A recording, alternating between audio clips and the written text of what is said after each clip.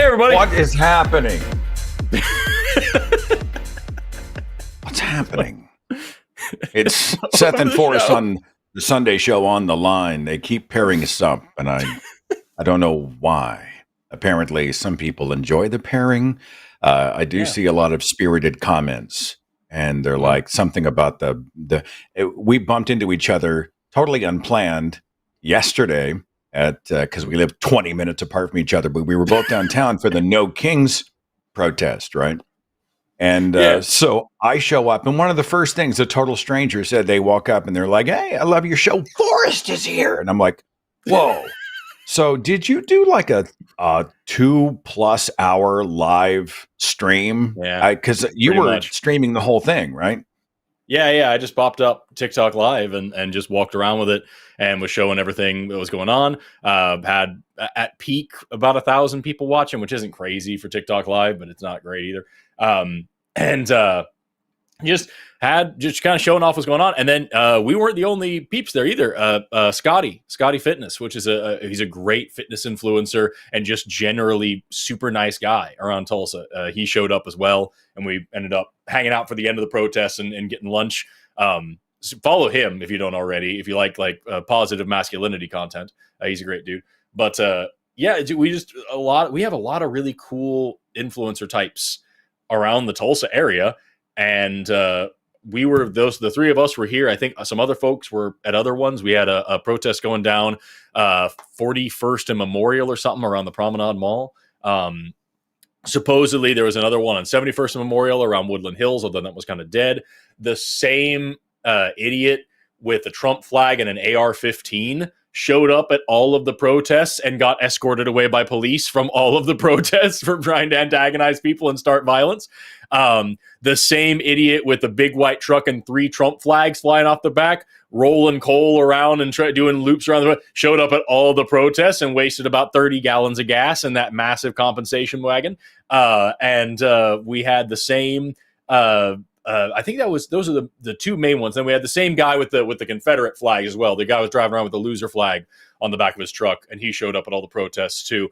And those were the 3 Trump supporters who could figure out how to use a calendar well enough to come try to be disruptive.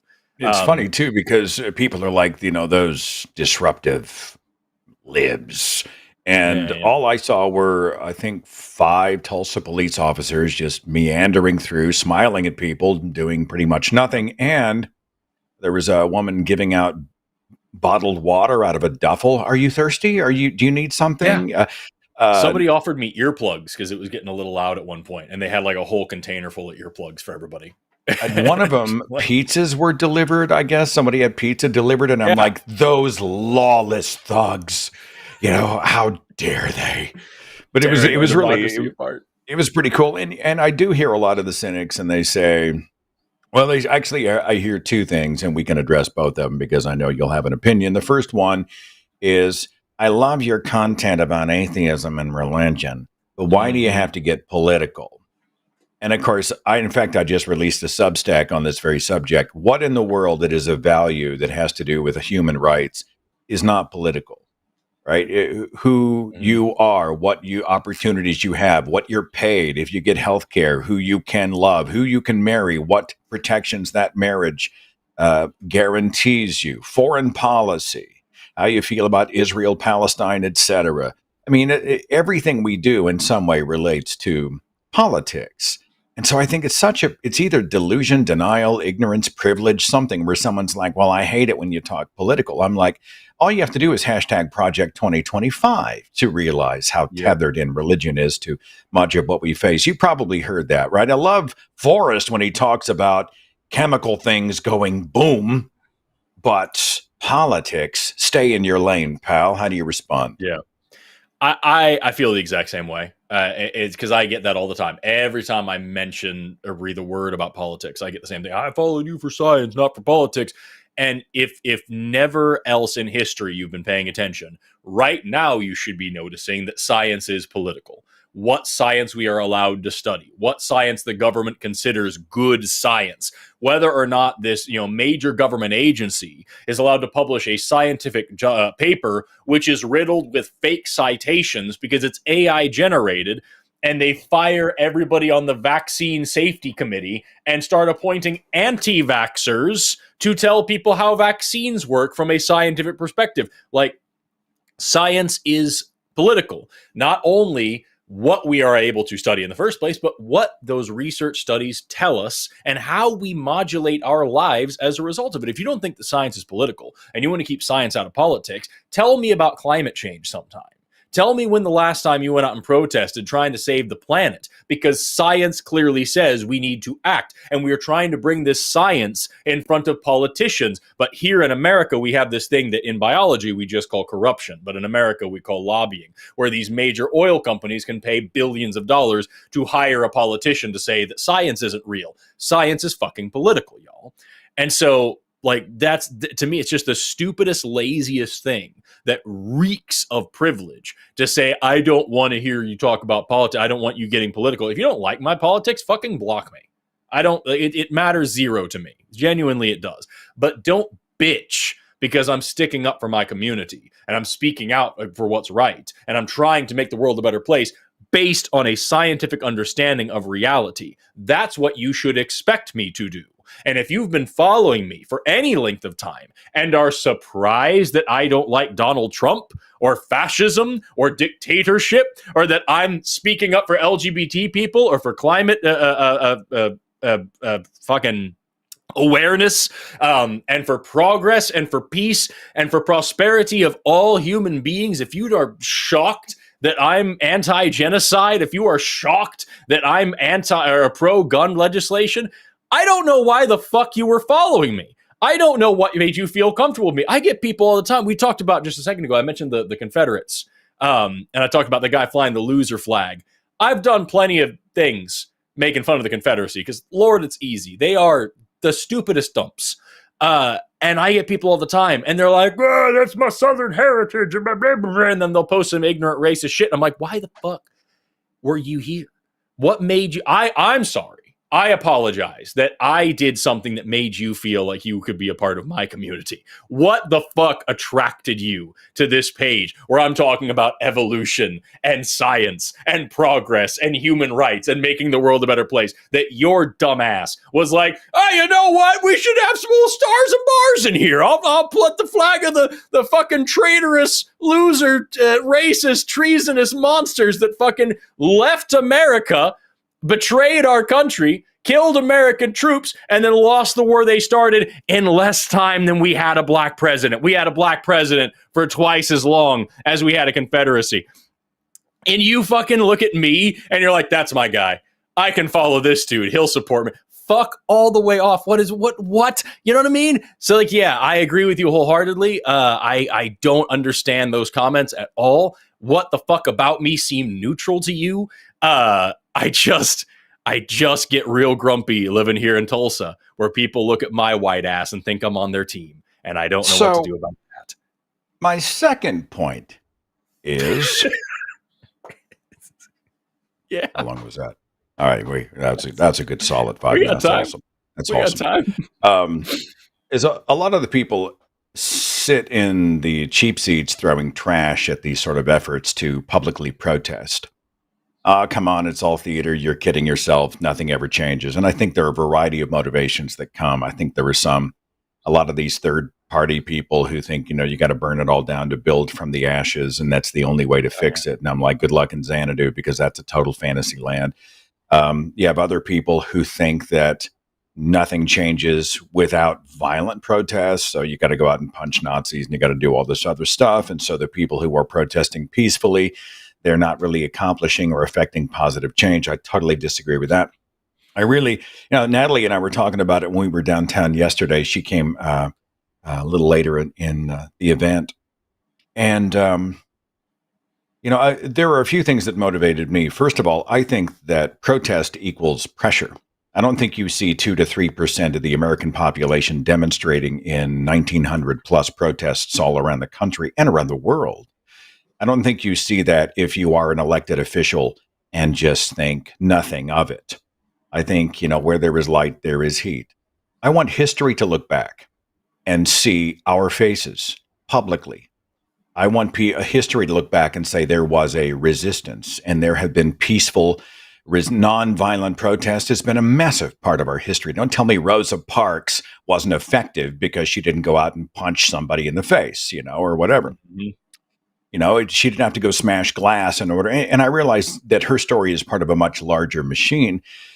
I find it's good medicine in a time of hopelessness. I feel despair, and I look at the people who have voted for this authoritarian con, grifter, predator, and I think, how could you? How can you? I had somebody today appear on somebody who's an ancillary person on my tennis team that we don't hang out with, but a friend of a friend of a friend posted my No Kings video from yesterday, and they popped in and said, well, can you explain the people all of those ads for paid protesters on Craigslist? And I was like, I'm sorry, hang on just a second. You're talking about what, 10 million people answered an ad on Craigslist. Where's my check? Where's my George Soros deep state income? How come I'm not getting rich on this? And who the fuck uses Craigslist? It is like invoking Craigslist is like saying, I saw an infomercial on a VHS tape I found in grandma's basement. Like, I do not even understand, but this is how many of these people think. But protest does matter. And I'd rather be doing something. Hell, if nothing else, it's good medicine for me. Forrest was there. Was it good medicine for you? I was vibing with it. It's where I love to be. I've been protesting since I was like 16 years old, and I haven't stopped since. I go to everyone that I can. I use my voice as often as I can. I keep a megaphone around me whenever I can. There have been plenty of times where I was the only one out there. We live in here and where we live.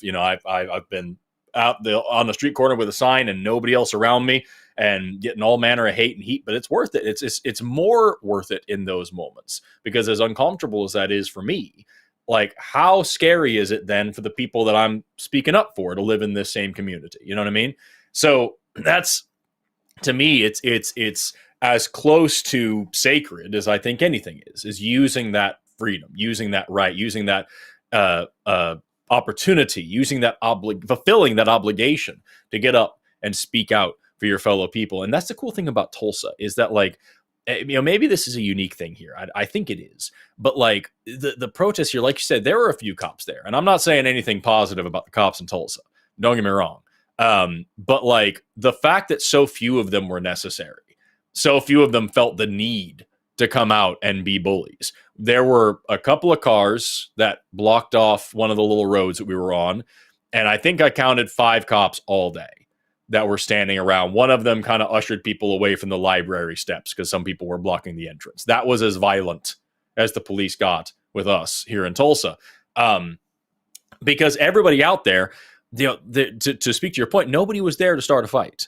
Nobody was there to burn things down. There were a couple people that were a little bit shitty, but like, people were there out of love. They were there for love of their community. They were there for love of science. They were there for love of books. They were there for love of the Constitution. They were there for love of immigrants. They were there for love of LGBT people. They were there for the love of democracy and the love we have for the right to speak up and air our grievances and redress our governments and all these things. That's what we're there for. And that vibe persisted because there were so many times when the crowd was relatively quiet. We already agreed with each other. We were out there chanting and cheering and carrying on. And if you turn around and look, it's people socializing. It's people exchanging phone numbers. It's people passing out water bottles and earplugs. It's just a totally different vibe that we would expect from anywhere else. And I think that would be the case in more places if the cops weren't agitators 99% of the time. So, I mean, come on. The cops are 99% of the police on the ground are agitators. Really? I think if you watch, I mean, I do believe that law enforcement agitation is chronic. I'm not, but I'm just saying essentially you're saying all police are agitators. I got to push back a little bit on that one. I'm not saying all police are agitators. I'm saying I'm obviously using hyperbole a little bit, but I'm not saying the police themselves, the police officers, the individuals are agitators. I'm saying the police presence at the protest heightens things and makes things more volatile. And the police as a group at the protests are the ones that start the fights and the ones that start the violence. When the people are sitting calmly, peacefully, and just not obeying an order to calmly disperse, they're not hurting anybody. They're sitting on the ground with their hands in the air, and the police start using weapons like rubber bullets and things and batons and riding horses in and beating the hell out of people. And you see the actual videos of people literally just walking, and the police will pick a random person out of the crowd and snatch them and beat the hell out of them. That happens at every protest. The rubber bullets that are hitting reporters, which I'm not convinced are accidental. I totally understand. The instigators are almost always the people who are supposed to be keeping the peace. I have to say this in a world of nuance, that there are very bad apples in law enforcement, and there are people doing a dirty, nasty, thankless, very difficult, arduous job, and they're doing it the best they can. And they don't want to agitate. And people are like, well, Seth's trying to be a politician, both sides. But I really think there are, I mean, just like any culture, I think the police in Tulsa deserve credit. They weren't agitating. They weren't instigators. They weren't escalators. They did their job. They did it peacefully. I saw mostly just smiles and passivity. They were just there in case somebody did something illegal. Good on them. I think that's fair, isn't it, Forrest?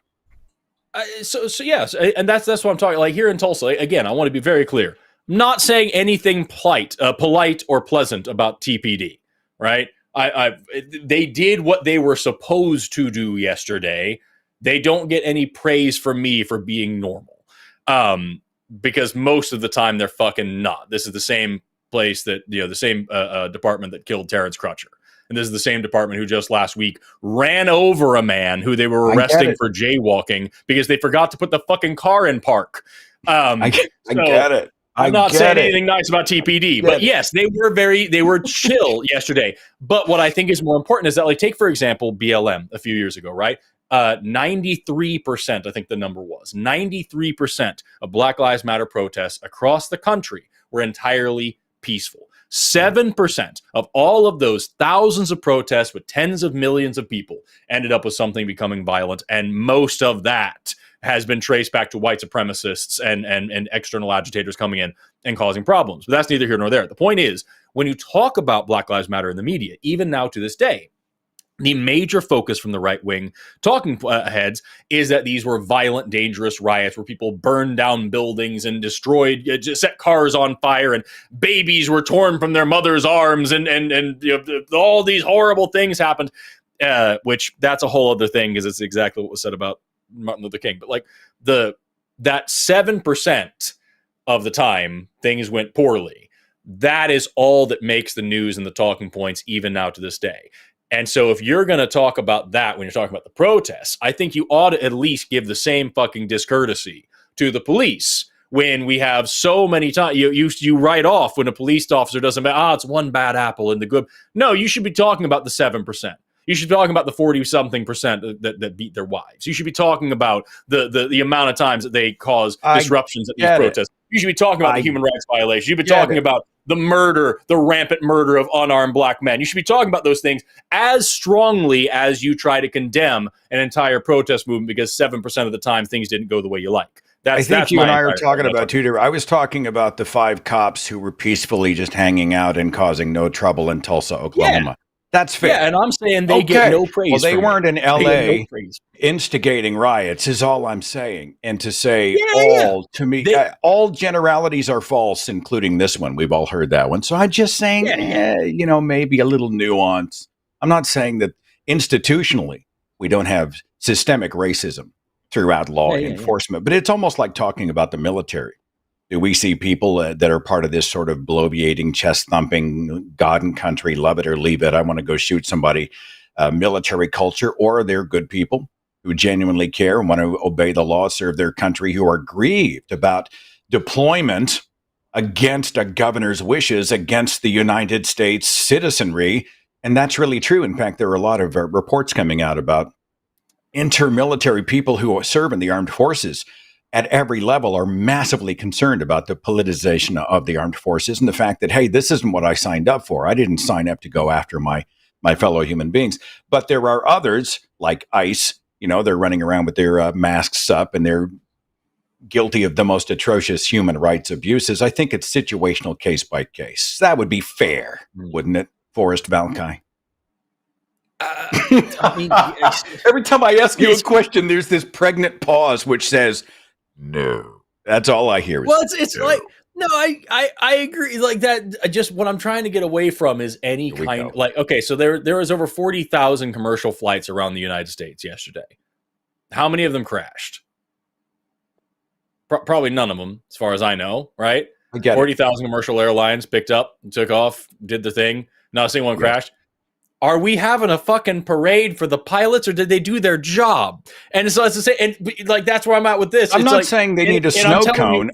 I'm just saying we don't vilify them. We don't vilify them.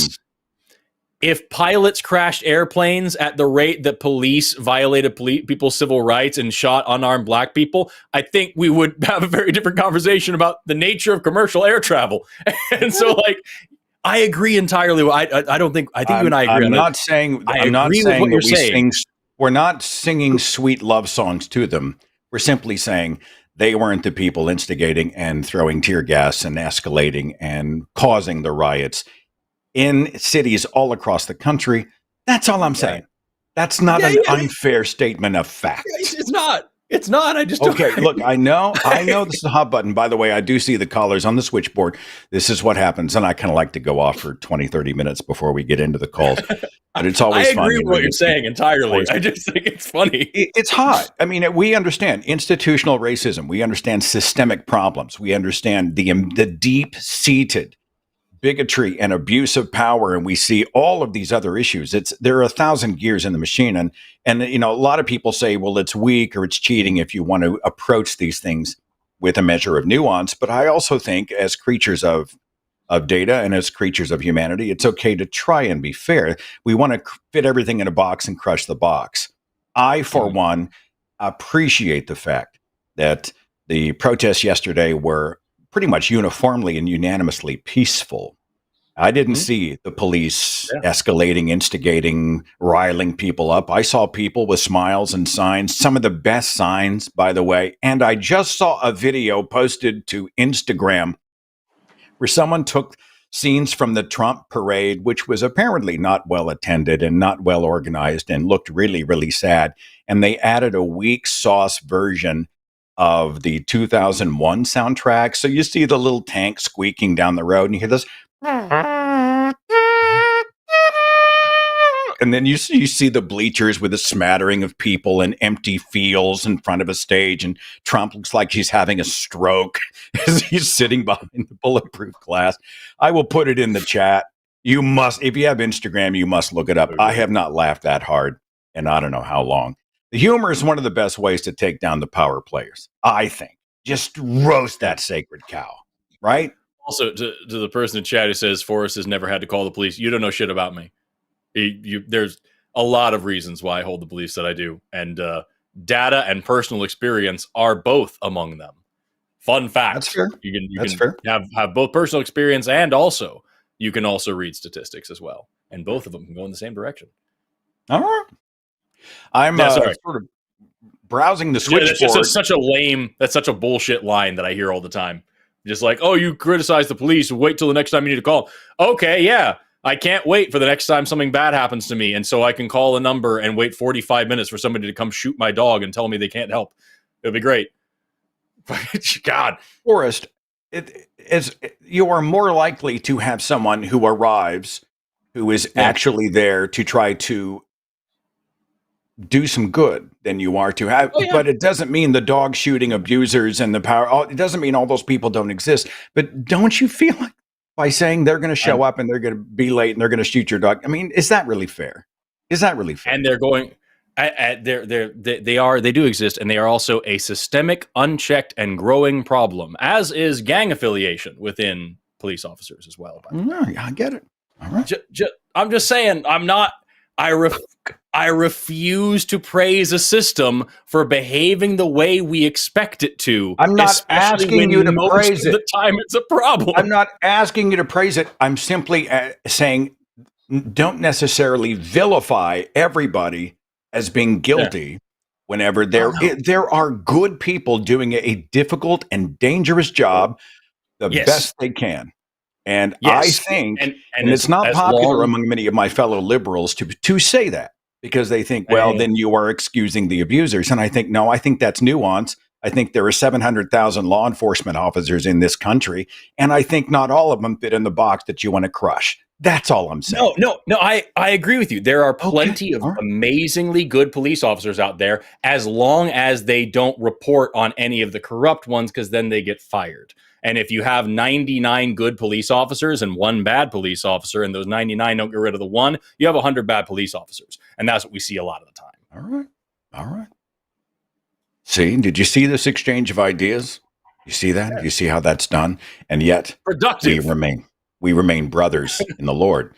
And I am so thankful, for that. I've got a guy from Connecticut on the switchboard, wants to talk about human sperm as it relates to God. Bizarre. How can we pass that up? Are you ready? Yeah, let's do it. Let us bring Leonard into the conversation. Leonard, the red carpet has been rolled out. Let's talk about sperm. Are you there? Yeah, I'm right here, guys. How you doing? Hey,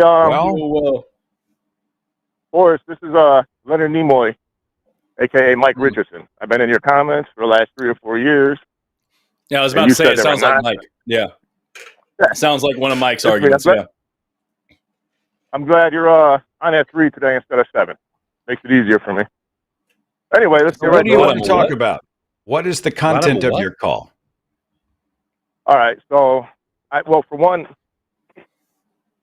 I didn't hear what he said. I don't want to be rude. I don't want to come across rude or disrespectful, because I know, Forrest and a lot of other people believe wholeheartedly in evolution. I just directly contradict it with observable fact, and basically I eliminate it as an explanation for our existence, leaving only God. Which God? The one born 2,025 years ago, named Jesus Christ, the one we're keeping time from, right? Gotcha. Our entire history is centered around his birth. Well, evolution is going to be really going to be Forrest's wheelhouse, so I'm going to stand on the shoulders of a giant here. But we would like, I think, to hear your position on this. Can you debunk evolution in favor of the risen Christ for us? I could not only debunk evolution, I could show that it never was real and it never will be real. Yes, we are just quiver. We cannot wait. I'm going to let you talk, Mike, but then I'll have some words at the end. So go ahead and tell us what you think. Okay. A human sperm and a human egg coming together forms a set of human eyes. They didn't evolve. We know exactly how they're formed. It takes 9 months to form a set of human eyes. This invalidates any and every theory about human eyes evolve, and it relegated the theory will never match reality. So the loose theory is that light-sensitive cells 500 million years ago, whatever, formed into a set of eyes. That process and any other process put forward will never match the known process we have in the world today. And by extension, we know how our heart is formed. Any theory about how our heart evolved is invalidated. We know how our collarbone is formed, our fingers, our esophagus, our pancreas. From head to toe, we have an exact process that shows us exactly how a person is formed. Anything evolution says can never match the known process. Well, Leonard, if I may, wait. No, hang on. What's the process? What's the process that links back to the Christian God in regard to the eyes that I have in my head? What is the process that's correct from your perspective? The process would be, so I don't know that process. I know, but you guys, there's a theory called evolution that is taught as the process. No. You said there's a process that is proven. So if it's proven, then you would know what it is. No. No Christian claims to know how God created us. You guys claim there's a process called evolution that does, which I just disproved. How did you disprove? Not one part of our body. Okay, not one part of our body evolved from a single cell organism. So I'll back it up even further. A sperm and egg coming together shows us exactly how a person is formed. A sperm and egg comes from an already existing man and woman.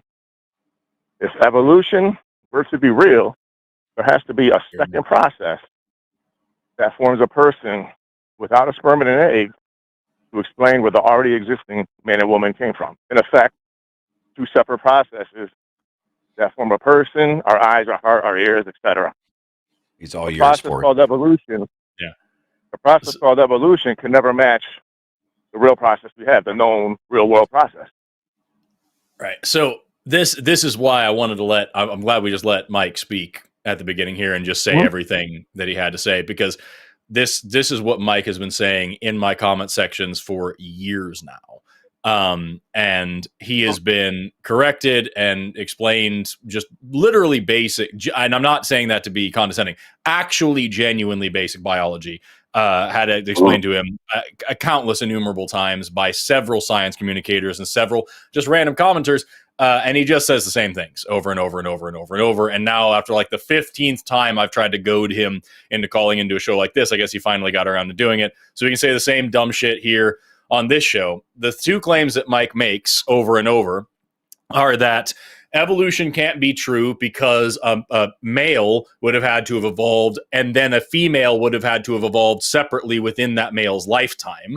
And we've explained how population dynamics work, how populations grow, all these things. And he will sometimes even repeat that back and then continue saying the same thing. And now this is the new thing that he's jumped onto, which is that development means that evolution didn't happen because organisms develop after being, sperm and egg fuse, that now you don't need evolution anymore, ignoring what has been explained to him a million times, which is that different organisms have different developmental pathways. Development also evolves. The process by which those organs develop, that's an evolutionary thing. The fact that as we evolve, that development changes and that everything along that line would have had that sperm and egg. And now it looks like he's added on a third thing here, which is that evolution would require something without sperm and eggs to exist before, these things happen, which just goes to show that he's literally never had a single serious conversation with anyone who disagrees with him in which he actually took good notes. But otherwise, he would know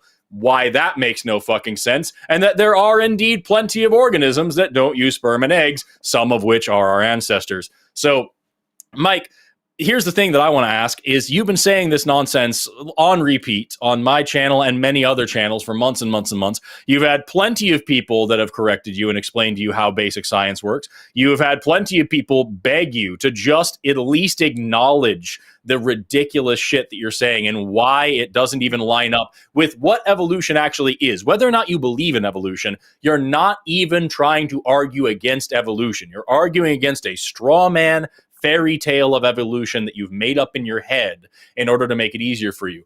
In all of that time, has any of that resonated with you at all, or do you actually genuinely think that you're making a good point here? Forrest, for one, it's not possible for me to be corrected. I'm not making an argument. I'm stating fact. There you go. There you go. I'm stating fact.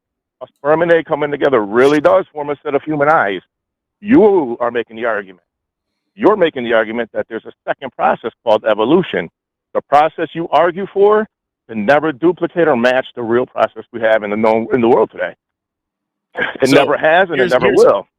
Here's a question for you, Mike. No, Forrest. How long, in my opinion, in my story, from my position of teaching about evolution, how long would it take to get from no eyes to eyes?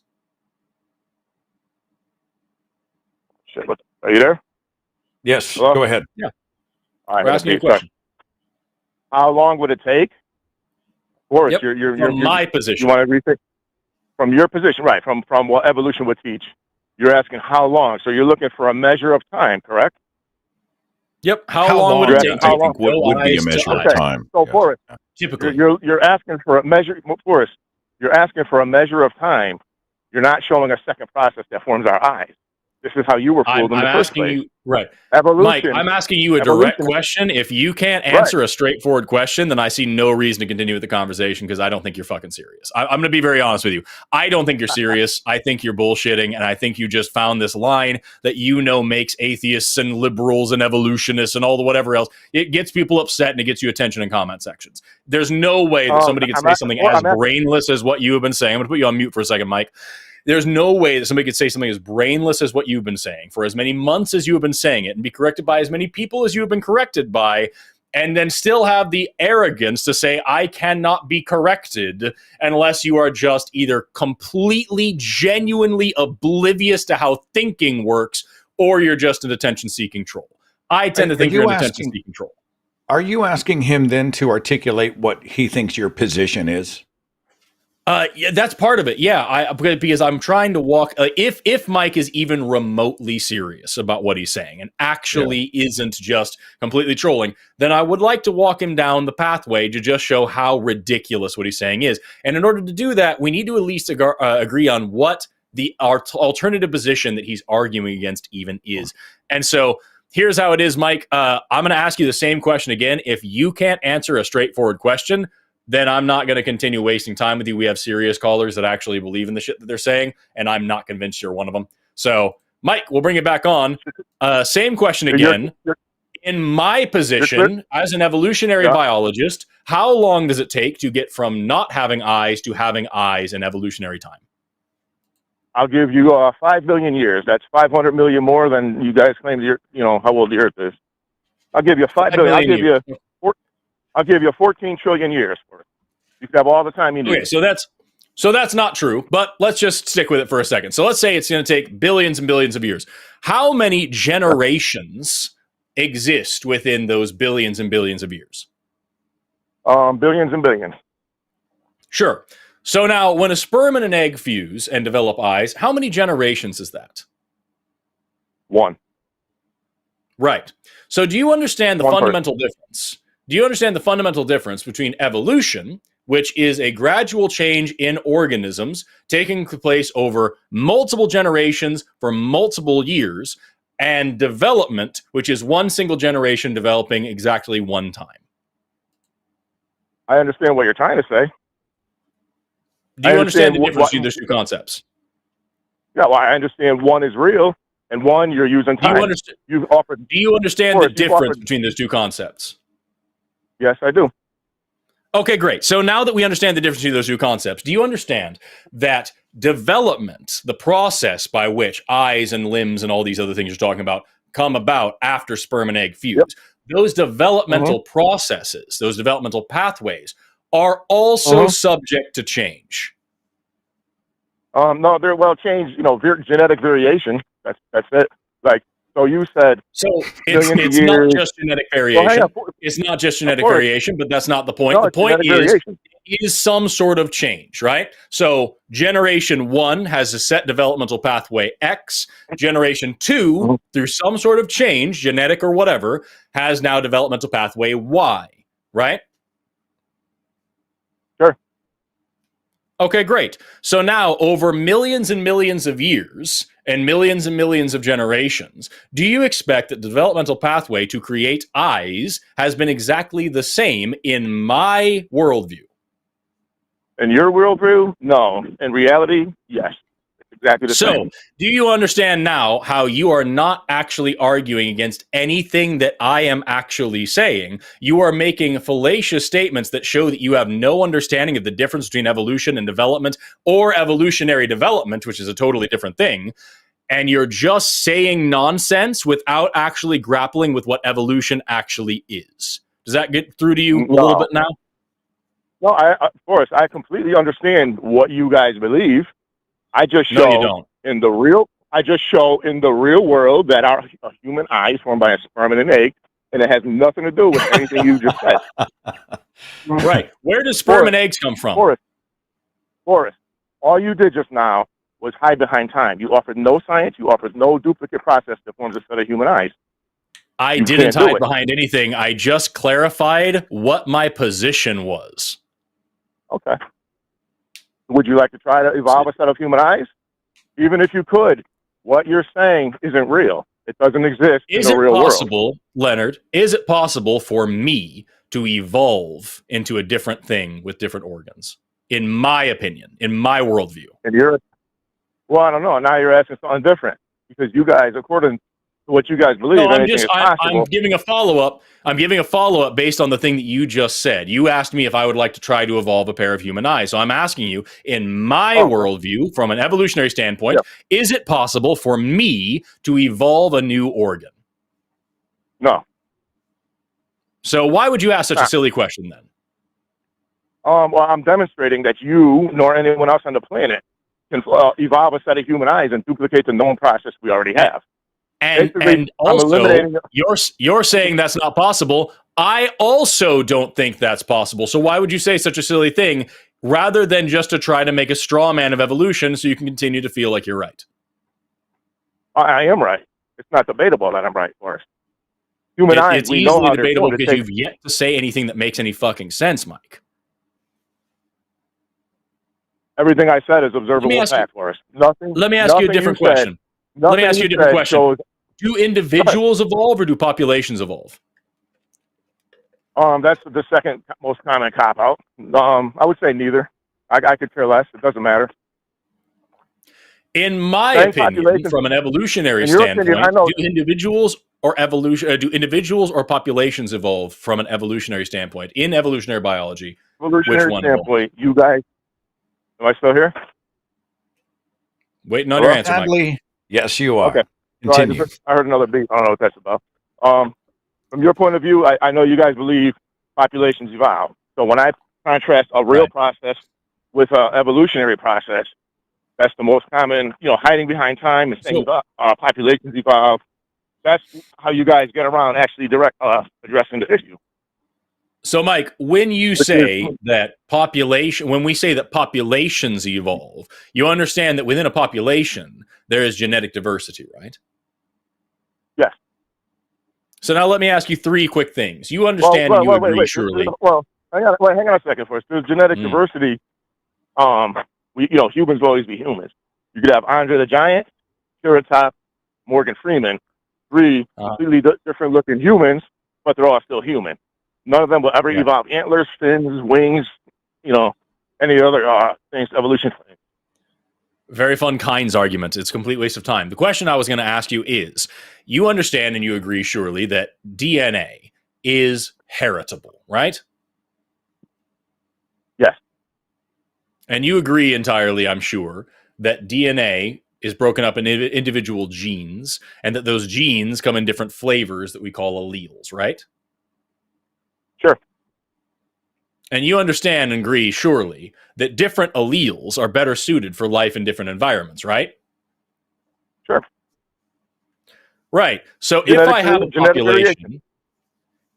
population with a full, great deal of genetic variety, and I were to put that population into several different environments, do an experiment, right? I have this one individual population, and I try them out in different environments over several generations. Logically, certain alleles would become more dominant within that population, and certain alleles would die off within that population, right? Makes sense. Yep. Right. That is literally the basic founding, just the most simple principle of what evolution is and how it works. Now you extend that to the fact that the only difference between any two organisms, no matter what you like, there are more differences, but the only major difference that we can point to right now, that we can say for this conversation that's easy, is the DNA. So if you change the environment more and more and more and more and more and more and more, then slowly but surely, the DNA, the metagenome, the total DNA of that population will change so profoundly that you will no longer have any trace of the original population left. That is where you get into things like macroevolution. Let me give you another example there, Mike. Was there ever a time when a Latin-speaking parent had a child that spoke Italian? Well, hang on. I just want to answer your last point, and I just want to point out that you're assuming populations as your start point. without explaining or evolving them from a single-celled organism. So No, I'm everything not. you just said, you assumed. You assumed. Let's just No, I use didn't. use humans. You You assume the missed. human. If you use. No, I didn't. Right. I never said I'm gonna- humans in any part of that. Click mute on that guy. I find this useful, if nothing else, to give you the platform to be able to educate people exactly on how That's the things reason why Mike's evolved here. in this way. I think there is utility in your call, Leonard. The utility just isn't you. But I am curious about this. So Yeah. is it true, Forrest, that we can see examples of the various gradations of evolved eyes in nature? I don't know how it's pronounced. Is it euglena? The more complex eye of the krill, the human eye, the eye of long distance seeing animals like the hawk and the eagle, etc. We can see throughout nature examples of the evolution of and adaptation of eyes. Is that unfair? Fair? What? No, that's absolutely true. In fact, that's one of the reasons. Well, one of the things that Darwin wrote about back in On the Origin of Species, and this is actually what I was going to circle back around to. So, like, I figure like we can skip to the end here if we'd like, but yeah, the thing that Mike is hung up on here, he keeps talking about eyes because this is the common classic irreducible complexity bullshit. Researchers at Lund University a little while ago actually published a paper on this where they did some genomics and they did some genetics and they did some math and they figured out specifically starting with flat light sensitive patch of just photosensitive cells all the way up to a complex image forming eye going through all these pieces that we see. We have flat little photosensitive cells like euglena. We have a little cup-shaped eye like we see on planarians. We go all the way to a pinhole camera eye like we see on nautiloids, an eye with a simple lens, and then all the way up to a complex lens like we have today on humans and cephalopods alike. All these gradations, they were able to break these things down into 1,800 distinct tiny improvements. One tiny piece, protein by protein, piece by piece, building up to this eye over 1,800 steps. And actually planning out how long those mutations would take, they found that it could have taken place reasonably within 360,000 generations. Given 550 million years since the formation of the oldest fossil eyes, the earliest eyes we have in the fossil record about 550 million years ago. Given that time frame and given the amount of generations that they were able to factor in here, eyes like ours could have evolved over 1,500 times over and over from scratch. So what Mike is talking about here, about how like we have this set process for eyes, it's development. What he continues to fail to recognize is that the developmental pathway there is controlled largely by your DNA. And that DNA changes from generation to generation. It is also subject to evolution. So yes, of course, sperm and egg come together, usually, sometimes, forms an eyeball. But where the hell do those sperm and eggs come from? Well, they came from humans. And where the hell do those humans come from? Well, they came from ancient humans. And where do those ancient humans come from? Well, they came from other species of humans. And where do those other species of humans come from? They came from other species of primates. Where do those other species of primates come from? They came from other species of mammals. Where do those other mammals come from? They came from other species of amniotes back in the day. And where did those come from? Well, they came from different species of fucking fish. And so, like, you can go back and back and back, and the story, as you find out, is motherfucking evolution. Because if you just take a brief, tiny, like 6th grade look at it and say, well, sperm and egg makes eyes, you're missing on the fact that you're fucking wrong. But that brings me to what I was going to ask Mike. Sorry, go ahead. Oh, I was going to say everything that you have just said is wrong. And the reason is that Mike cannot be corrected. And right. That's just how it is. But I do have. I think is the most important. Sorry, is that Mike is not only saying that evolution is wrong. And not only is he misunderstanding evolution to say that, Mike is actually saying evolution is wrong, but there's also this guy who lives in space, and his name is Yahweh. And he did all these crazy fucking things, and he doesn't want you to masturbate. And like that's the actual story. That's what I always get about creationists. It's never just, hey, I don't believe this process because I don't understand it. It's, I don't believe this process because I don't understand it. And also, there's a magic spaceman, and that's why you can't eat shellfish unless you can sometimes.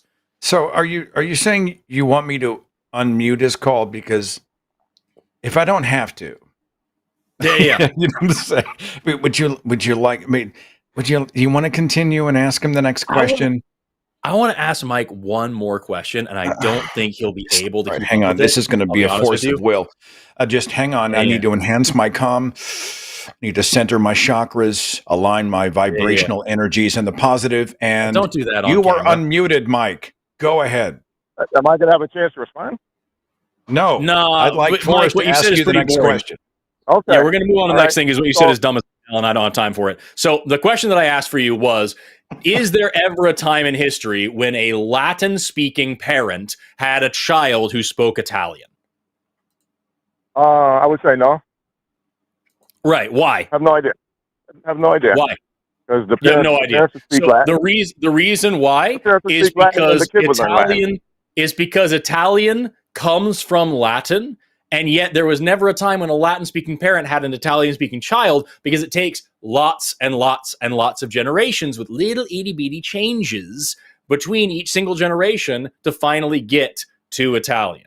So there was never a time when somebody just started speaking Italian. And if you ask today, where does Italian come from? Where are people learning Italian? And you say, we know where Italian comes from. An Italian-speaking parent teaches their child Italian. You go to school, you learn how to speak Italian. That's where Italian comes from. It wouldn't make any fucking sense, because at the end of the day, in the long term, Italian comes from Latin. Here's the word, evolved, because language also evolves over generations. Italian evolved from Latin. You know what else evolved from Latin? Spanish. Spanish is another Latin language. And there was never a time when an Italian parent had a Spanish-speaking child, or a Latin parent had a Spanish-speaking, or any of that stuff, because they're cousins. They're cousin languages. They both broke away from Latin. And over the course of multiple generations, they changed little by little. And eventually, you got to Latin and Spanish away, or Italian and Spanish away from Latin. So there you have it, Mike. That's the easiest way that I can possibly fucking give it to you. Saying that we know where eyes come from, they come from a sperm and egg, is dumb as shit, because it's like saying we know where Italian comes from, people just speak Italian sometimes, and not acknowledging the fact that language changes over time. And over the course of multiple generations, we get new languages and we get new organs. That's how evolution works. And now I'm good to move on, because we got a tight show today. What do you think? You know, hitting drop on that call, that was good for me.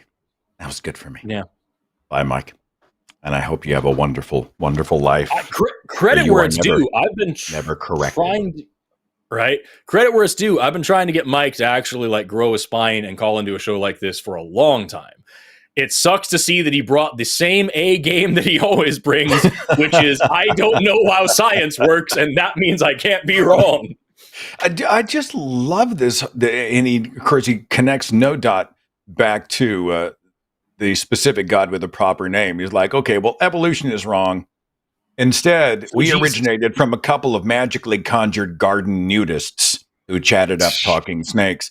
And on this subject, I cannot be corrected. I'm not exactly sure what you want. Oh, shit, somebody else wants to talk about organisms. Baron is calling out of New Jersey. Baron, are you with us? Hello. Yes, gentlemen. How you doing?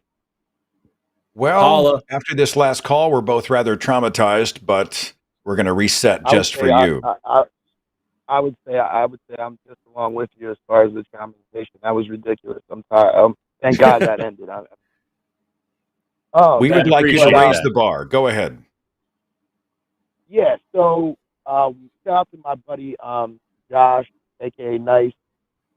He's an avid follower of your show, and he and I have been going back and forth for the past couple years, just discussing creation and things of that nature. And the other day we got to a point in the conversation where he suggested I call into the show because he didn't have any rebuttal per se for what my basic scientific explanation that I have on the reason why it's pretty obvious that we have a creator. So, I guess I'll lay it out if you guys, unless you guys want to say anything before.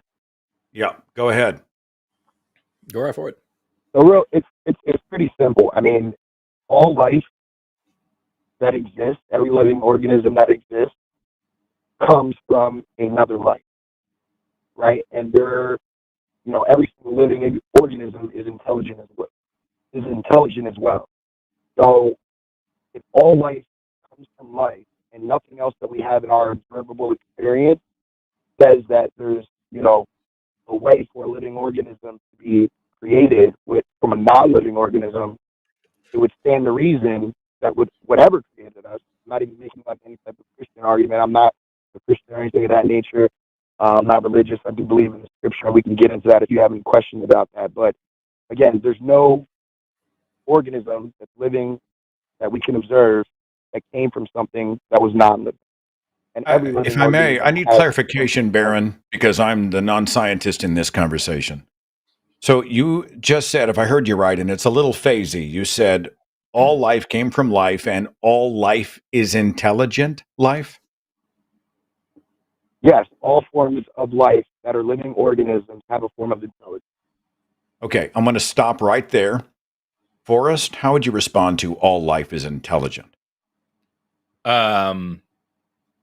It's so on its face, I would say no, because I know what I mean by intelligent.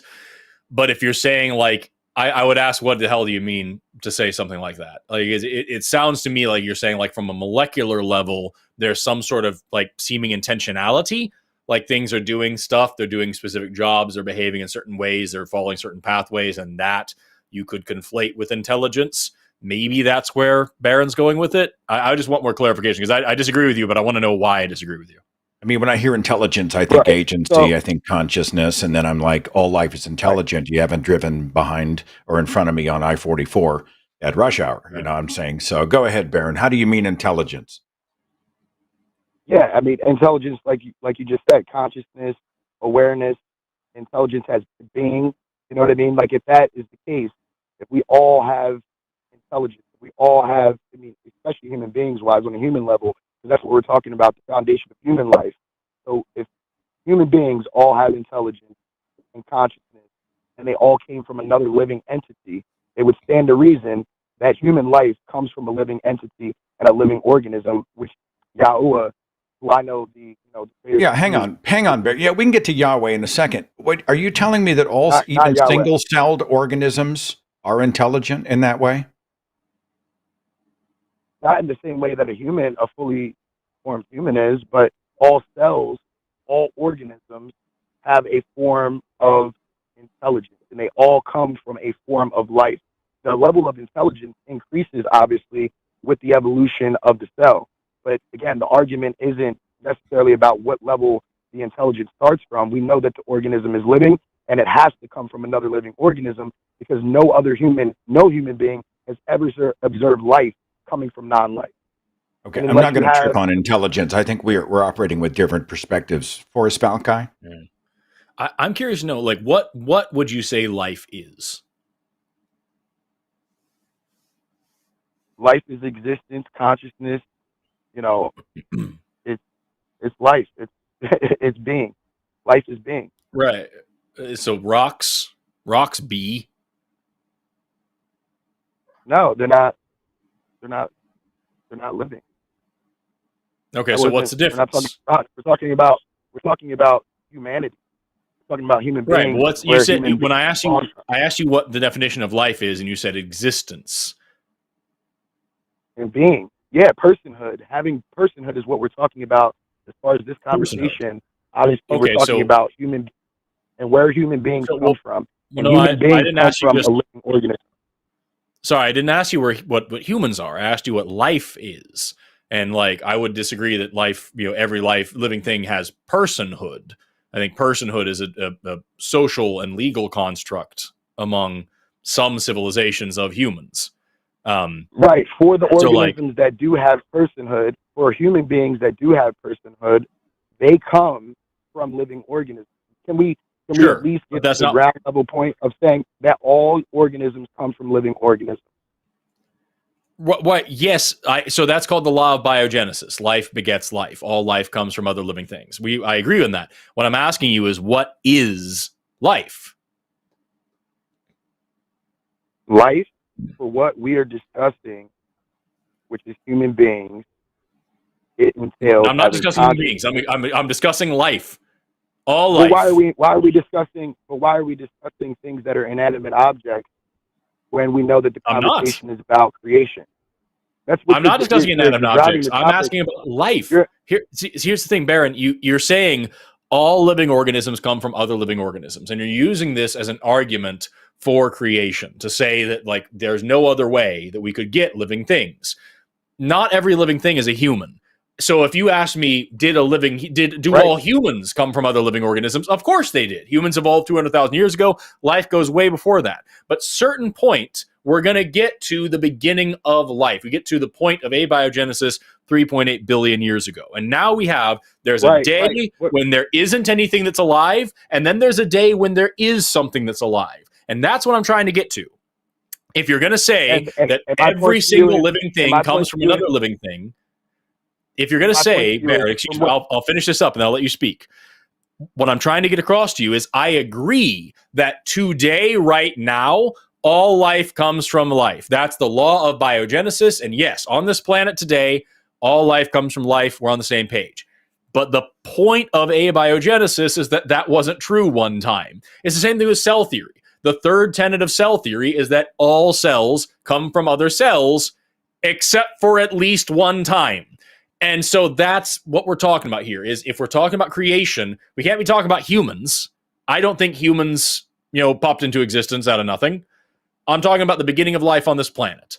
So in order to address that question, we need to talk about what the hell life is. And there's a point to me asking you this. So I'd appreciate you really trying to answer it. Go ahead.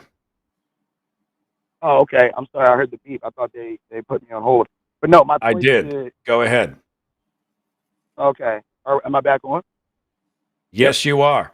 Go ahead. Okay. So again, my point where I was, he went on long talking. The origin that you're trying to go back to is not a part of the conversation because we're talking about life in the form of an adamant object, something that has personhood. We're talking about creation of human beings, which is obviously separate than creation. If I may, Baron, I have to interrupt you again. Life and personhood not being necessarily the same thing. Life exists in so many forms. Forrest has asked you, just so we understand terms, how would you define life? Not personhood, not human life, life. Life is life from the beginning. You're talking about life as far as any living organism outside of a human. Is that what we're talking about? Because we can only be talking about one of two things. Either we're talking about a living organism. Period. Define life from your perspective. Define life from my perspective. It's something that's living. It's a living organism. Oh, it's a living being. Thanks, Baron. There's different levels. Hello? That doesn't help. So here's the thing, Baron. Like, if we're talking about just humans, the reason I'm asking you this is because if you're just talking about where humans came from, then I'm going to talk about human evolution, and I'm going to talk about the organisms, the other animals that we evolved from. And then you're going to say, well, where did those things come from? They came from another living organism. And we're going to be right back at where I'm trying to get us now, which is where life came from in the first place. And my whole point is that if life from the first place has to come from a living organism, life came from a living organism, which is Yahuwah, the Most High. If it had to come from a living organism, which I'm telling you, I don't think it did. To say that life is something that is living is almost like saying that music is something that is musical. It does not help us, Baron. You said the perfect thing. You said the perfect thing. You don't believe that life came from life. So I would like an example of anything else out of all the billions and billions and billions of living organisms that we have, something else that came from a non-living organism. Wouldn't it make sense if you're saying you don't believe what I'm stating to be true, that there would be an example for what you believe to be true? No. So this is what I said that 10 minutes ago as well, and we were sitting here arguing about whether or not we can agree on what life is and all this. Like that's what's so frustrating. So here's the thing: I freely admit that I don't have a case where I can show you life coming from non-life, and nor do I expect that in any case. What I have is a tremendous amount of evidence that did in fact happen, and I know about when it happened. That's what I'm trying to offer. Hold on. But what? Okay. And I would like to hear the evidence. I'd like to hear the evidence that you're claiming that you have, that all life started from non-life, and we don't have an example of it within the constructs of what we can observe of it ever happening again. You're just saying that we know that it happened once and then it never happened again. What other thing in evolution evolved? Go ahead. I didn't say that all life came from non-life. I said the first life came from non-life, and then we all came from that. That's what we call Luca, the last universal common ancestor, and then all life diversified from that one point. We all share a common ancestor. So literally every single living thing in the world shares this one ancestor. So exactly. So you're saying every living thing in the world came from a point of non-life. Came from a thing that was alive, that self-assembled, that came together from non-living material. And so non-life did become life. That's abiogenesis. Hold on. You're talking in circles, because at one point you just said, and I'm glad it's recorded, you said that I'm not saying that all life is not coming from, it came from non-life. I'm not saying that. Then you just reverted back and said that's what you had to admit, that all of these particles came together. He was saying... I'm not saying that all life today, I'm being very clear about my language. I'm not saying that birds and fish and turtles and whales all sprang into existence from non-life. I'm saying Luca came from non-life. The first living thing was non-living and then became living. And then from that point, that thing started replicating and all life diversified from there. So if you ask, this is what I was talking about a minute ago, is that if you ask, I have plenty of evidence for this, and we haven't even gotten to starting to try to talk about it, because you haven't even told me what the fuck you think life is yet, besides it's a living thing. I'm going to take him back off mute. Go ahead. I'm conceding that your point of view of life, of it coming from, because you said two different things. You said that non-living things became a living thing, and then all living things from that point continued to spawn off after that. My point to you is that the living, there's no proof of the non-living point that you're talking about, this Luca thing that you just mentioned. There's no proof of something being non-living, formulating the first organism, and then all life after that. You have no proof of that. There's no replicatable evidence of it. You don't know what I have, Baron. We haven't even talked about it yet. May I ask a question? I'm sorry. I'm waiting.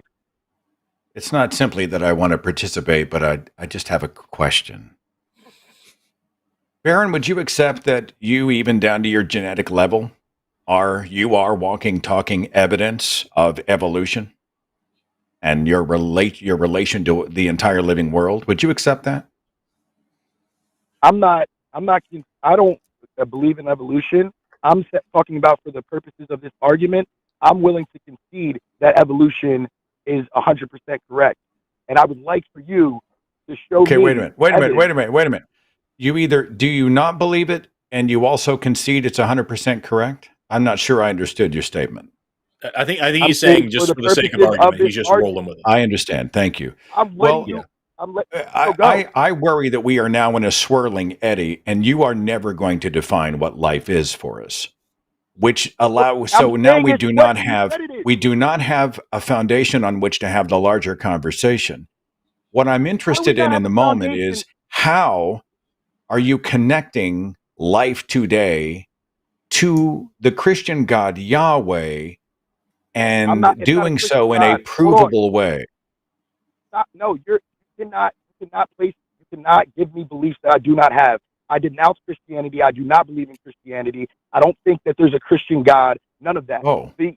Again, creator. If you say Yahweh, that's modern Hebrew.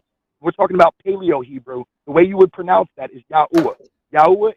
Fine. A specific God with the proper name, rooted in whatever religious tradition. I am fascinated by the link that you have made between life and this specific deity. Can you spell it out in plain English? For me, use small words. He is a living organism. His name is Yahuwah. all living organisms come from living organisms. Yeah, you're making a claim. I'm asking you how you know this. You can make a claim or you can demonstrate and prove the claim. So prove it for me. From the Torah. I'm proving, well, the billions and billions and billions of life forms that continue to evolve from life forms is the proof. And you do not have any evidence of a life form of. Okay. Did he just say now he believes in evolution? I think he said evolved from other life forms is proof of Yahuwah or Yahweh. In all fairness, he may be speaking. He may be speaking loosely there to try to continue to connect with this. I'm curious to know. Like, I still want to know what the hell life is, in his opinion, because I know what life is. I know what life is according to me, and I know the evidence for Luca and the evidence for abiogenesis that he says I don't have. I have all that ready to go. But I just need to make sure we are talking about the same thing first so I don't waste my time with it. But now I'm curious, setting that aside, I'm also curious if all living things come from living things, all organisms come from organisms, what organism was before Yahuwah or whatever? Yahuwah is a living organism. Jeremiah 10 and 11. What organism produced him? He is a living organism. Say that again. So what organism produced him? He is the organism that produced life. But if all organisms come from living organisms, then there would have to have been a precursor to Yahuwah. What organism did Yahuwah come from? There is no precursor to the creator of all things that you observe.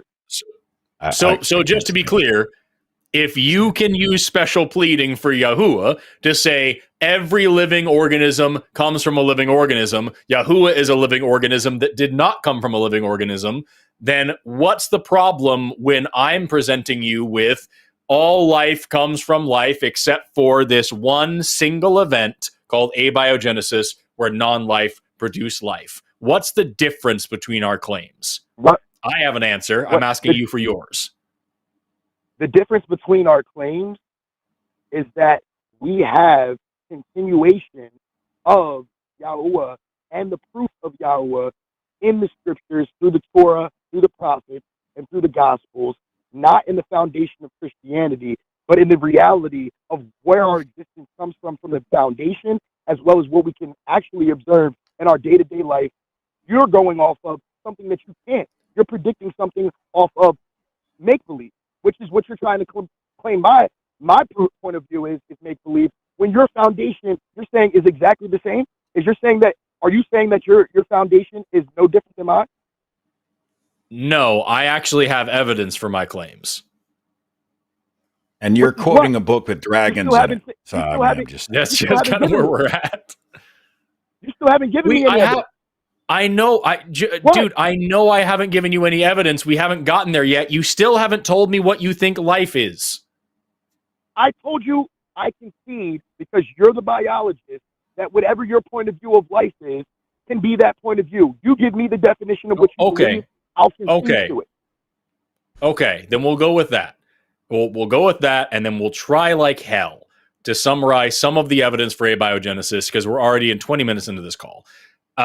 So here's the thing. In biology, life does not have an actual set definition. What it has is a set of 7 qualifications, which not even every living thing needs to match up to, but that life as a whole does follow along and adhere to. Those are, number 1, form and function. Life is not just an amorphous, meaningless blob. There's structure, there's function, even just down to maybe the molecular level. There is form and function that dictates what life is. Number 2 is growth and development. You can't just pop into existence and pop back out. You actually have to have stages of development over the course of your entire life. Number 3 is energy conversion. You have to take in energy from somewhere and then change it to continue doing the things that you do as a living thing, either as photosynthesis, eating, whatever it may be. Most of what you're doing in that time is the next one, which is homeostasis. Homeostasis is maintaining a stable internal environment that is distinct from your external environment. Every single living organism must do this, otherwise they die. The next is response to stimuli. Things happen in the world around you and they cause you to do stuff.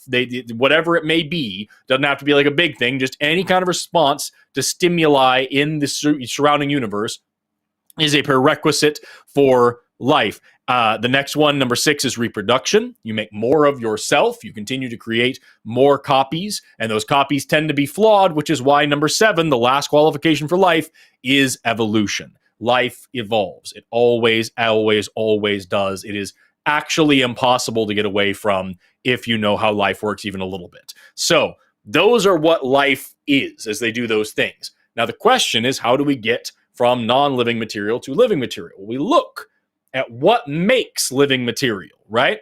And living material is made up of 4 macromolecules. There are 4 things that make up life on this planet. Those are proteins, carbohydrates, nucleic acids, and lipids. Lipids are made of fatty acids. Nucleic acids are made of nitrogenous bases. Proteins are made of amino acids. Carbohydrates are made of sugars. Those 4 building blocks of the things that make the life, the things that make living organisms, all self-assemble and have been shown to self-assemble not only on Earth, but also in outer space, where there's nobody contaminating the vials or tweaking the numbers or anything like that. We have found all 5 possible nitrogenous bases on meteorites. We have found we need 20 amino acids to make life. We have found over 500 amino acids out in space and also here on this planet. We find them in geysers on comets and shit all the time.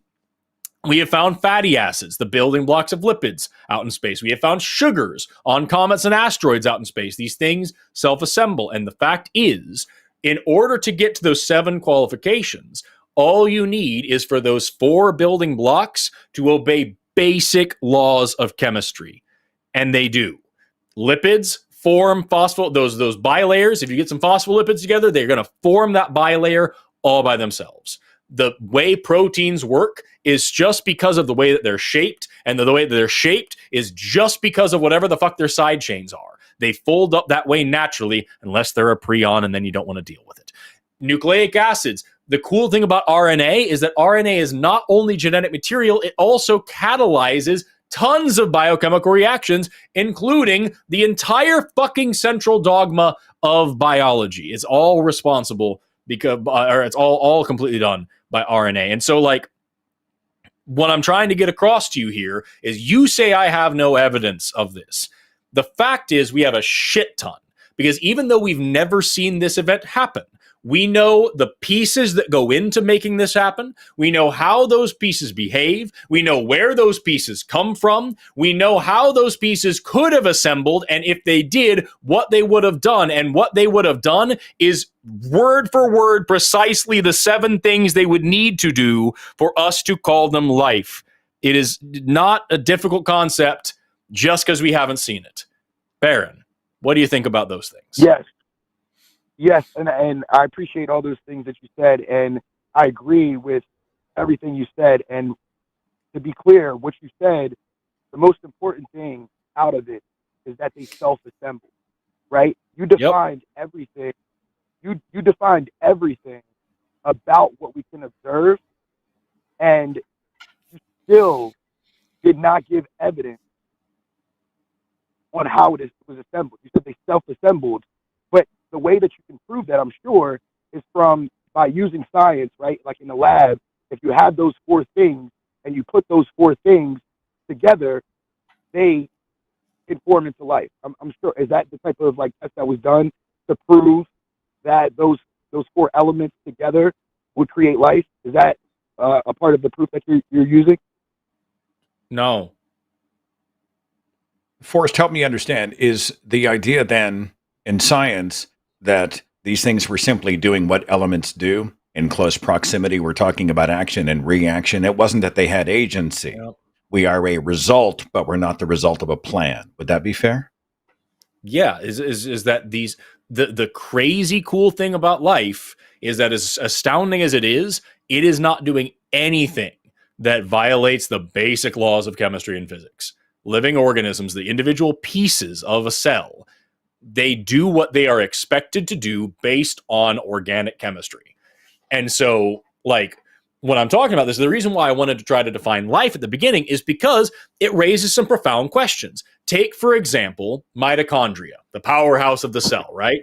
Well, 1.5 billion years ago, mitochondria were their own free living organisms. They were then engulfed by another cell, by what we call phagocytosis, and they weren't digested. So now you have a situation called endosymbiosis, which is in no way unique in the animal kingdom, let me tell you. And so you have an organism living inside of another organism. This mitochondria gets protection in this other cell, and in response, it makes a shit ton of chemical energy called ATP, which that other bigger cell uses to do the rest of whatever it needs to do to stay alive.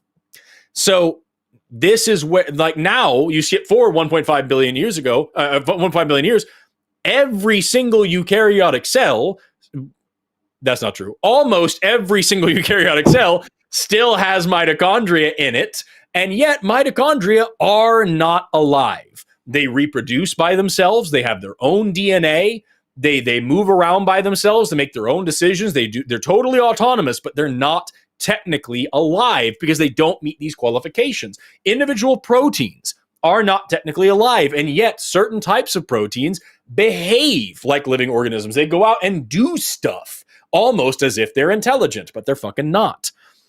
And so when I'm trying to give them a start point, but that doesn't give them a start point. The point that I'm trying to give you here is that the start point is fuzzy.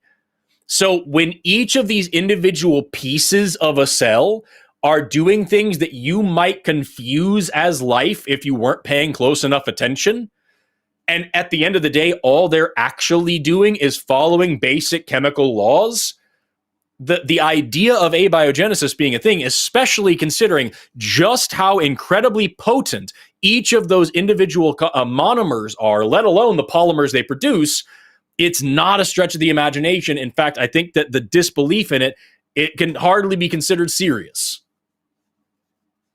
The conversation, from the beginning of the conversation, didn't you espouse that I was wrong for trying to claim that a cell had intelligence when it is as complex and does all of these things autonomously without any help from any outside force? Wouldn't a cell be considered intelligent? No. So let me ask you this. If I take pure elemental sodium and pure elemental chlorine and I put them in contact with each other, what's going to happen? It's not a good thing. It's not a good idea. Well, it's a fine idea. It makes table salt. It makes sodium chloride. So sodium has 1 valence electron, chlorine has 7 valence electrons. That means that chlorine is super electronegative. It really wants that extra valence electron. They snap together, they form an ionic bond, and you get table salt. This is a predicted behavior of these two vastly different elements, but it's something that obeys the laws of chemistry.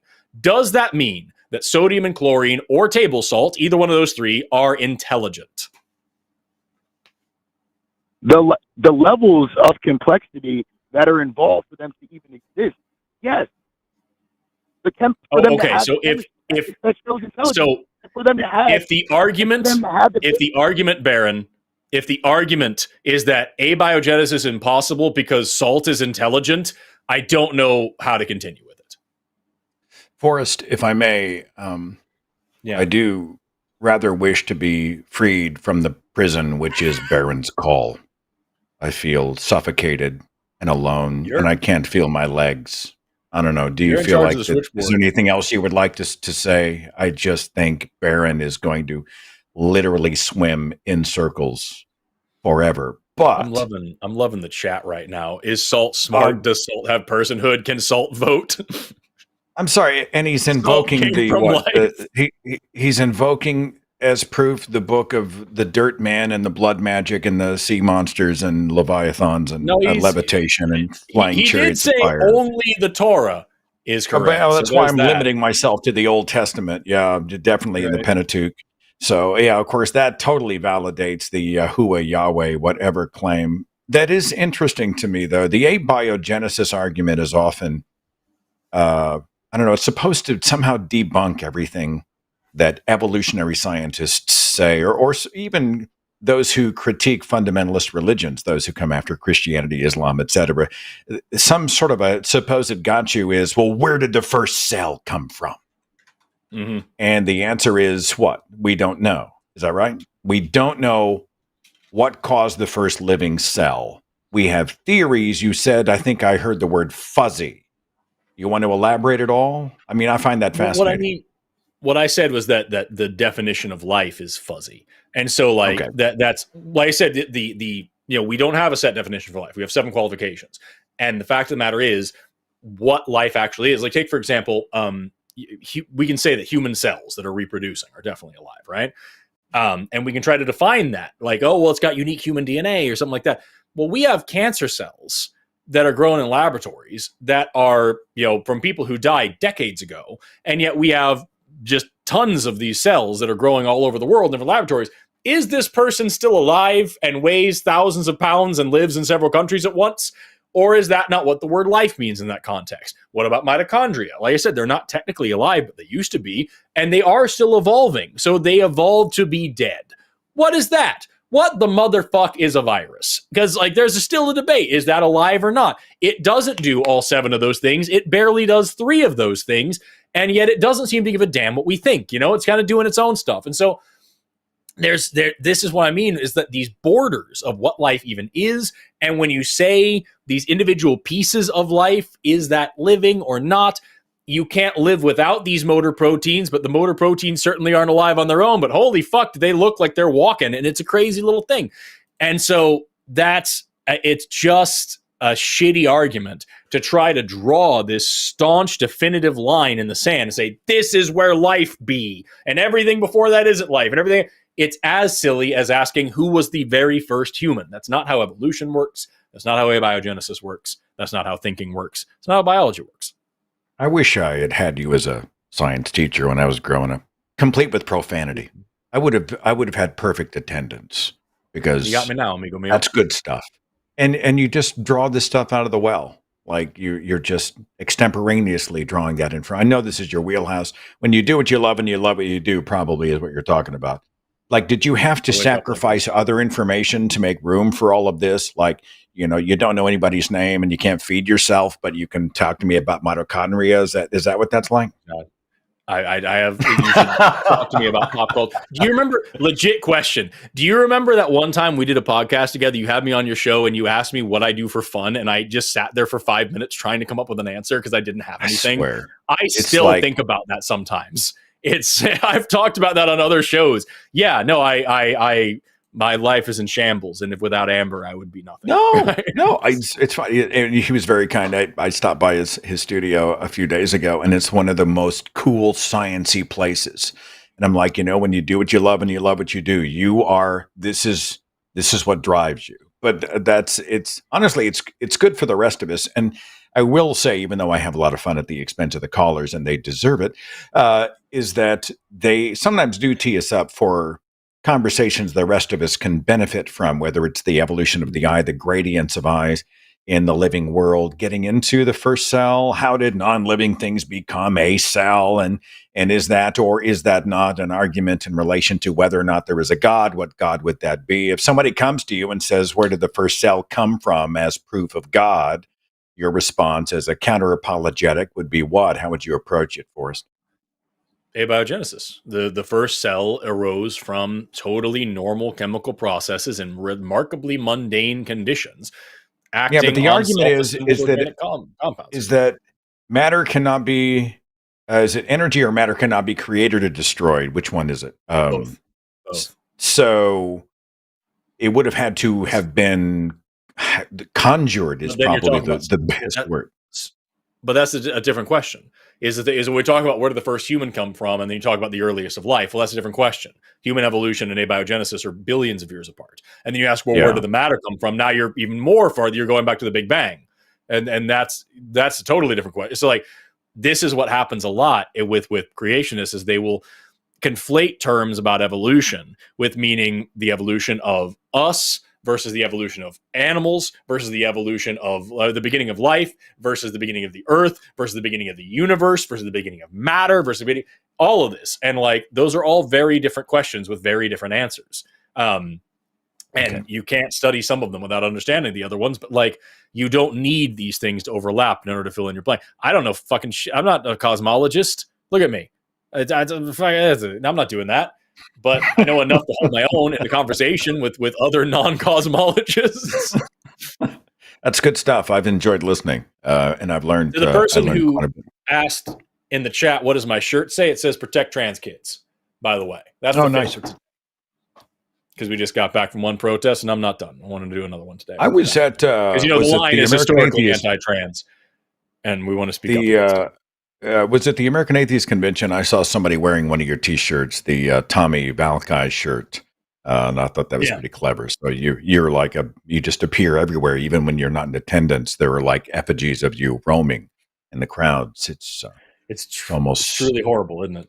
It's really supernatural, weird. I would say. Is it Johan? I want to make sure I'm saying it right. Johanan, Johanan. Johanan. Everybody screws it up. But you got Sorry it right. about that, Johanan. You're much appreciated. Yes. Thank you for calling. You're on with Seth and Forrest. What's up? All right. So you know a guy named Inspiring Philosophy on YouTube, right? No. Okay. He has an argument. Matt Dillahunty knows who he is because he debated Matt Dillahunty on God's existence. And he used an argument that I need to set some things straight about this argument. It's an emergent space-time argument. He argues that, you're familiar with quantum gravity, where they're saying that space-time emerges from entanglement? Nope. I'm a biologist, not a physicist. Okay, so in quantum gravity, trying to combine quantum mechanics and relativity, they say that space-time, it's not fundamentally real. It's like a kind of a construction. So at the fundamental level of reality, there is no space or time. And what we're seeing as space-time is a kind of a construct of that deeper layer of reality, okay? And specifically, they're saying that it emerges from quantum entanglement.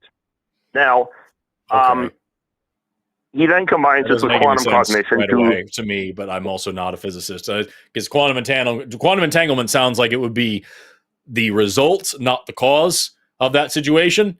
But whatever.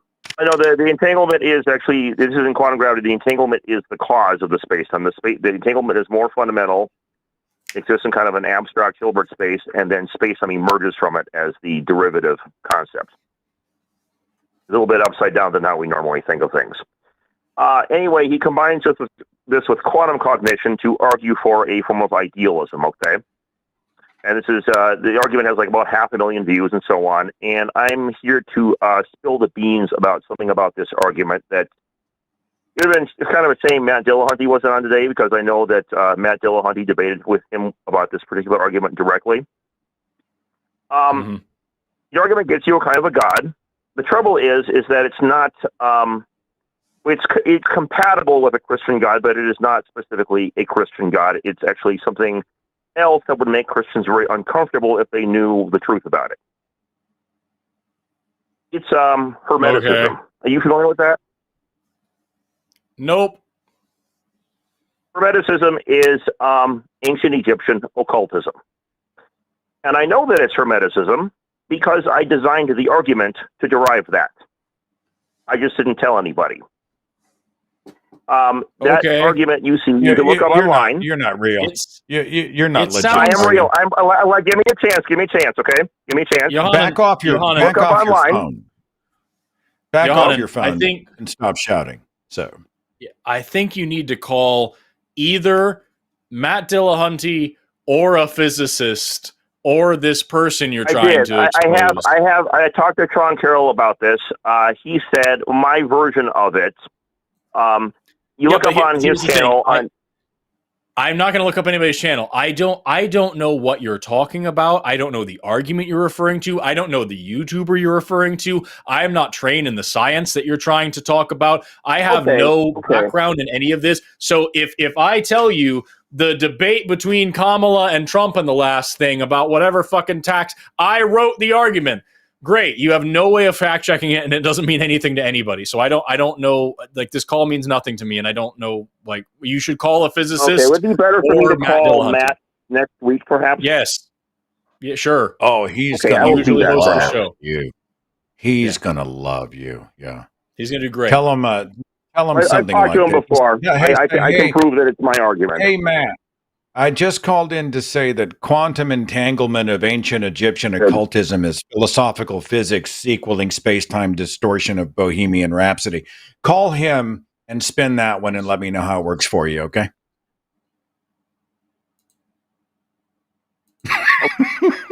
What's happening? What are we doing? Sometimes if I didn't self-amuse, I would have no amusement in my life. I don't understand. Some people are like, Seth, I don't want to be a dick. I don't see what the call was. I still don't know what we talked about. Convinced. No, I'm not convinced that person's legitimate. There's something off. Anybody else catch that? Something else? Yeah. There was a phrase he said, and I thought, this sounds manufactured. You never really know, especially in this crazy world, who's going to call in with a, but I'm just saying. The switchboard is open if somebody theist or otherwise wants to dial in and have a conversation. I think we scared a couple of them off, or we simply took so long they couldn't hang with us that long. So, yeah, there are a couple of slots if you'd like to dial in. The phone number is on the web link in the description box. I was afraid of evolution when I wasn't a young Earth creationist. We didn't really have that conversation. 6,000 years, 6 million years. We didn't really talk about it in that way, but we were married to the Adam and Eve, and then they had sons, and somehow they all had. We didn't even think that they had sex with mom, but no, we didn't realize. Oh, somebody had sex with mom in order to create. And we used to lampoon Darwin, even though no one had read On the Origin of Species. We just made fun of Darwin's theory of evolution because it was stupid, it was wrong, it was laughable. And I think some of that is trained into people. I think if you train people to mock what they don't understand and what doesn't validate them, then it's a punchline. It's not something that should be thoughtfully considered. It was a tactic. It was a way to sort of fact-proof these young charges, these brainwashed young creationists who'd had this stuff downloaded onto their little hard drives. And I spent decades of my life not understanding what evolution even was because, and I am loath to admit this, I used to think, well, one animal could give birth to another kind of animal. And that makes no sense to me. And I was insulted at the idea that I was related to monkeys. I ain't no monkey. I'm not related to the gorilla. They are lower things. They are animals. I am not. I'm really kind of embarrassed as to how long it took me. And I'll tell you the big surprise, not to bloviate too much, but back then I used to be like insulted at the idea of being related evolutionarily to the living world. Now I feel the opposite. Now I just feel like it's awesome. Like to be connected to the entire living world, I think is just remarkable and kind of magical, I guess would be the word I'd use for us. Yeah. No, that's the beautiful thing. I think you hit the nail on the head. Like the faith-based position is that I'm so fucking special. I'm not a monkey. I'm not related to anything else. This entire universe was created for me, with me in mind. I am the peak of all of this, right? And at the end of the day, it's really hard to get people to see the difference between, this natural view where everywhere you go is a family reunion and that you're not the center of attention, and the shit that's taught to them in Sunday school that like atheists believe in nothing. And it's this nihilistic, mechanistic, terrible. I love the nihilistic and the mechanistic, but they frame it in such terrible ways. So yeah, I've heard that a lot, and I've responded to things about it where it's like, you say you come from monkeys. Does your grandma look like a monkey? Yeah, literally yes, because that's the point. So like, you're not insulting me with this. That's what she fucking was. And so like, I don't know. Isn't it true though that like we have the exact same number of hair follicles on our bodies that chimpanzees do, right? 2 to 5 million. That's accurate. Even though our hairs are finer, we still have the exact same number of follicles. And you have the same hair in the same places. It's just, like you said, it's just fine little baby hair. So you have the little peach fuzzies and whatnot all over your body, whereas they would actually be growing some strong fur there. And that's another, and it's that kind of distinction when you talk about hair as opposed to fur. There is no difference. But like when we're talking to a Christian, I don't have fur, I have hair. It just happens to be in all the same places and does the same things as, all these other animals. And so just like, yeah, it's just a matter of marketing and framing. And I'm going to learn more about it for the next 3 years because that's what I'm focusing on for the next program I'm doing. This is learning how to teach this shit better and how to get through to people who don't want to believe it. I saw a very kind word in the chat. I want to say it was from Stan, who said that they enjoyed listening to my voice, and I want to say thank you. Before I go to the switchboard, this is just for you, Stan. A quick recitation of Walt Whitman. When I heard the learned astronomer. Ready? When I heard the learned astronomer, when the proofs, the figures were tanged in columns before me, when I was shown the charts and diagrams to add, divide, and measure them, when I, sitting, heard the astronomer, where he lectured with much applause in the lecture room, how soon unaccountable shit. How soon? Unaccountable, I became tired and sick, till rising and gliding out, I wandered off by myself in the mystical, moist night air, and from time to time looked up in perfect silence at the stars.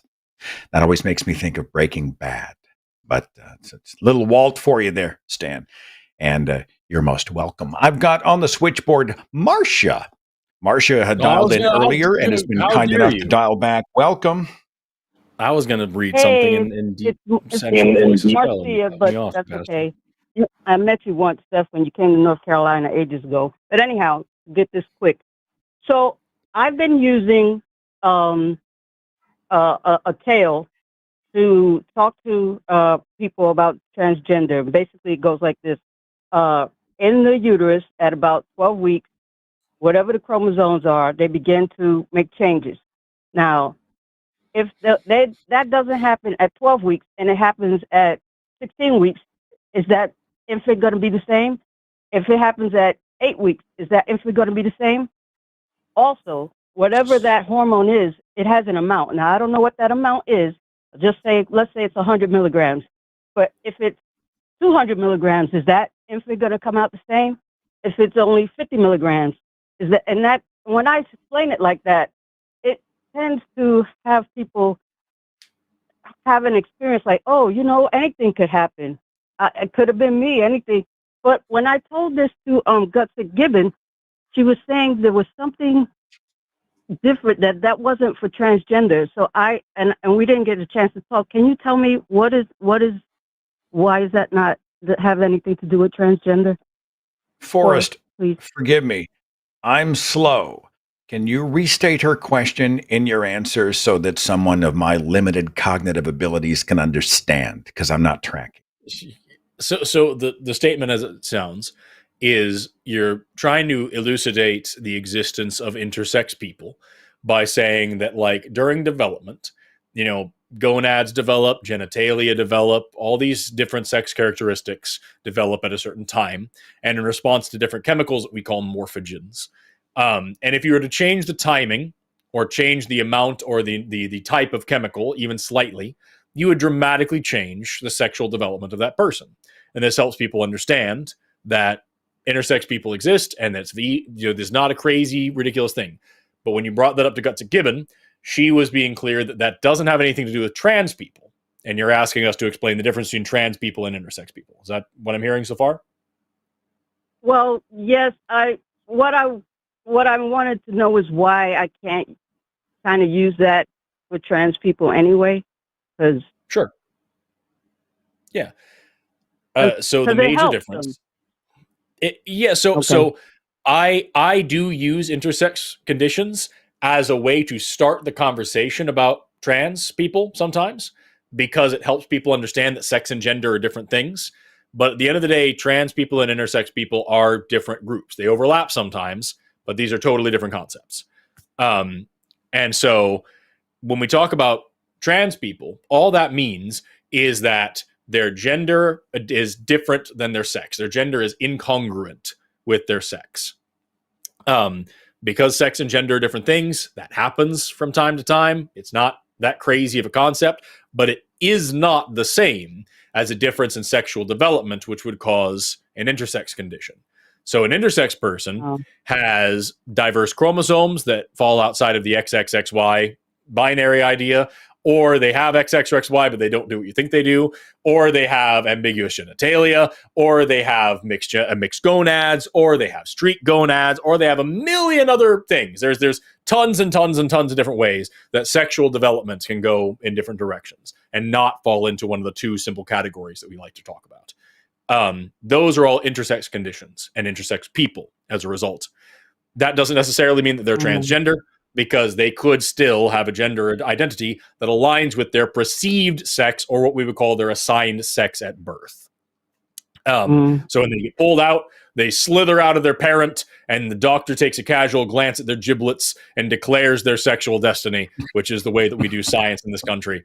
They may not align with that in terms of gender, and that would make them transgender, whether or not they are intersex. That's the first time I've ever heard the word giblets used in sex education. Forgive me. Go ahead. I didn't mean to interrupt you. Please. That's all right. The floor is yours. That's right. I understand, but it's hard because when I was telling those stories, it seemed to connect, whereas a lot of people they don't seem to be able to connect with the gender thing. I don't know. Have you ever tried the when in the 50s, when the guys used to wear their hair short, and then in the 60s they started wearing it long. Sure. Sort of and if you go back to before the 40s, boys wore pink and girls wore blue. And so, yeah, that's the whole thing, is that like gender is something that changes from culture to culture, from generation to generation, from person to person, from day to day. Gender is a fluid social construct that changes all the time and never means what you think it means.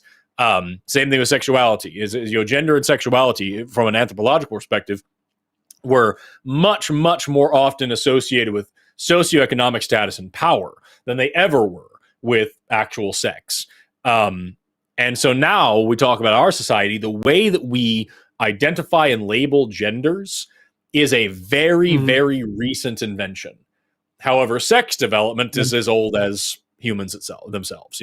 Sex development goes back millions of years. So that's one of the many reasons why they're different, and you shouldn't conflate them. Like I said, I like to use one or the other to help make the point. So like if we're trying to explain to somebody that sex and gender are different things, I might bring up, for example, Swyer syndrome, where you have a woman with XY chromosomes, but as anatomically female and gets pregnant and gives birth to children. That kind of helps you understand, hey, this chromosomal sex thing isn't determinant of this person's gender. It's a good foray into that. But it's not necessarily the only thing to talk about. Yeah, but it's not the only thing to talk about. And at the end of the day, you cannot boil gender down to or predict gender from sex alone. It just doesn't work that way. Okay. Yeah, because I've heard you do that. My issue is people they keep seeming to want to say, oh, but those are exceptions, push them out of the group, as opposed to getting included in the group. I was just trying to figure out a way to do that. One other thing, the same sex cells that make the clitoris make the penis, right? More or less. So yes, but in slightly different order. So you've got three major parts that you're talking about here, made of two types of erectile tissue. You have bulbs, crura, and glands. So let me grab a marker here. So if we're talking about a clitoris. Did you just say the word erectile tissue? Okay. Yeah. There's two types of erectile tissue. Yeah. All right. Go ahead. It's tissue that swells with blood and becomes erect, Seth. Yeah. Get it. Yeah. Grow up. So I'm going to do some bad doodles here. All right. So if we're talking about a clitoris, right, you've got the bulbs of the clitoris. So here's a vaginal opening right here. You've got the bulbs of the clitoris come down around the sides of the vaginal opening. They help a lot when they become erect to hold that opening open, make things flow smoothly. Then you've got the crura, which come out these sides. They're little spiky boys, go way down on the whole sides of the pubic angle of the pelvis there. And then right up the top, you've got the glands of the clitoris. That's the actual little bean that people talk about when they talk about the clitoris. The clitoris is fucking huge. It goes way beyond that. Now, the crura here, I'm going to color, right? The crura here are made of corpus cavernosum, and so is the that's fucking marker sucks ass. Yeah. The crura are made from an erectile tissue called corpus cavernosum, and so is the glands right there. And meanwhile, the bulbs Let me grab a different marker color. The bulbs are made of corpus spongiosum. Corpus means body. So literally these erectile tissues are called the spongy body and the cavernous, or the open body, or whatever, because it's more cavernous. It's cool. I've seen some vaginas. That does not. You ain't seen shit. You've seen some vaginas. I've dissected some vaginas. We are not the same. So now, here's the cool thing. The ovaries make the testes, right? Go ahead. Yeah, so ovaries are analogous to testes, but that's not where we're going. You're getting way ahead of us here. So now here's the cool thing. Here you've got this whole structure here of this clitoris. Here's the fun fact, if I were to grab the glands of this clitoris and pull it, don't do that. But if I were to pull this guy out and have these four structures all line up into one structure, you would now have more or less a penis. So if I were to show you a cross section of a penis, here is a glans right there. Here's the length of the shaft there. What I've got here is corpus spongiosum makes the glands, and down the shaft wrapping around the urethra. So the tissue around the urethra, and then all the way down into, you actually do have bulbs attached to your penis as well. And then the crura, you do have a little thing here, but in the backside of the penis here, these two channels of erectile tissue, these two columns of erectile tissue that make up the dorsal, the backside of the penis, those are made of corpus cavernosum. And so corpus cavernosum and corpus spongiosum make the same tissue, or the same structures in more or less the same order in a clitoris and a penis. The major difference is that the glands, the very tip, is made of corpus spongiosum in a penis and made of corpus cavernosum in a clitoris. This is like, I have models. If you want me to go grab some other stuff, we can go a little further. No, Forrest, my interest is more in trying to find ways that we can be the same, like that we can, in other words, a male is not that far from a female. Like they're making it like it's like this big, huge thing. Like the cells that make the clitoris in the womb are the same cells that make the penis. The cells that make the ovaries are the same cells that make the testes. And there's one other one, right? Yeah. Yeah, so your testes and ovaries are analogous. The parts of the clitoris and the parts of the penis are analogous. The scrotum is analogous to the labia minora. Yeah.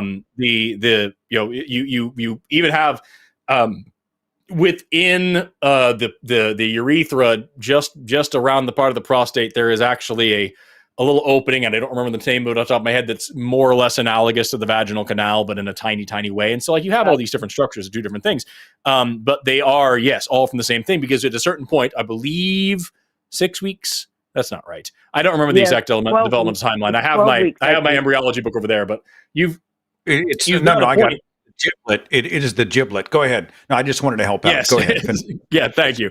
At a certain point, you have, people like to say that we all start out female. No, we start out what's called undifferentiated. In fact, you have this point. It's called an undifferentiated stage, where you don't even have separate anal and genital openings. You have a cloaca, like a bird.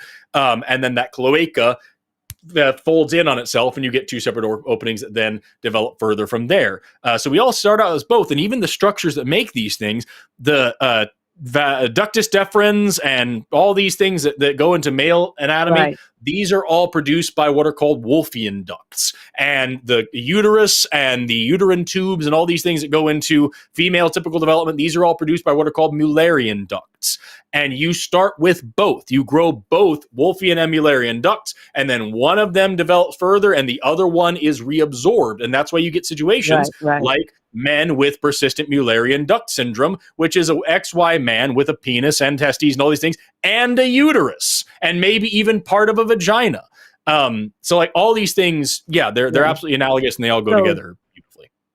So this is my last thing. I just was wanting to see if there was something that we could do to help people understand it in a way that they are included. In other words, when we learn that somebody loses their sight, we don't think, oh, that's a strange person. We realize that any of us could lose our sight, or maybe losing your sight is not a good, because trans people haven't lost anything. But you get what I'm saying. I'm trying to, when maybe I'd like to see what would happen if you try saying, look, these males and females are not that far apart from each other. You guys are acting like, right. One is from Mars and one's from Venus. Yeah, when we talk about intersex people, you're right. Very often the argument goes to, well, that's a very rare exception, and they're still structured around this and that. I was just on a show with Arden a couple of days ago where that was the whole thing. Is we had this guy call in and say, sex is always this, and we say, well, what about these times when these other things happen? Well, it doesn't matter if you don't have testes because you're structured around blah blah blah. If a baby is born blind, to use your example of not sight, if a baby is born blind and yet they are still structured around having eyes, we don't just call them sighted. We say that they're fucking blind because they are. It's the same thing with intersex people. It doesn't make any sense to say, well, these other things are all kind of pointing in the direction of a uterus, so that we're going to call you a female, we're going to call you a woman, and we're going to expect you to do XYZ thing. Doesn't make any fucking sense. You are what you are. You're born the way you're born. And we should be able to accommodate that rather than cramming people into amen to that. That's the best part. All right, let me let somebody else go. I appreciate it. Thank you, Marcia. I'm going to go grab a thing really quick. I'll be right back.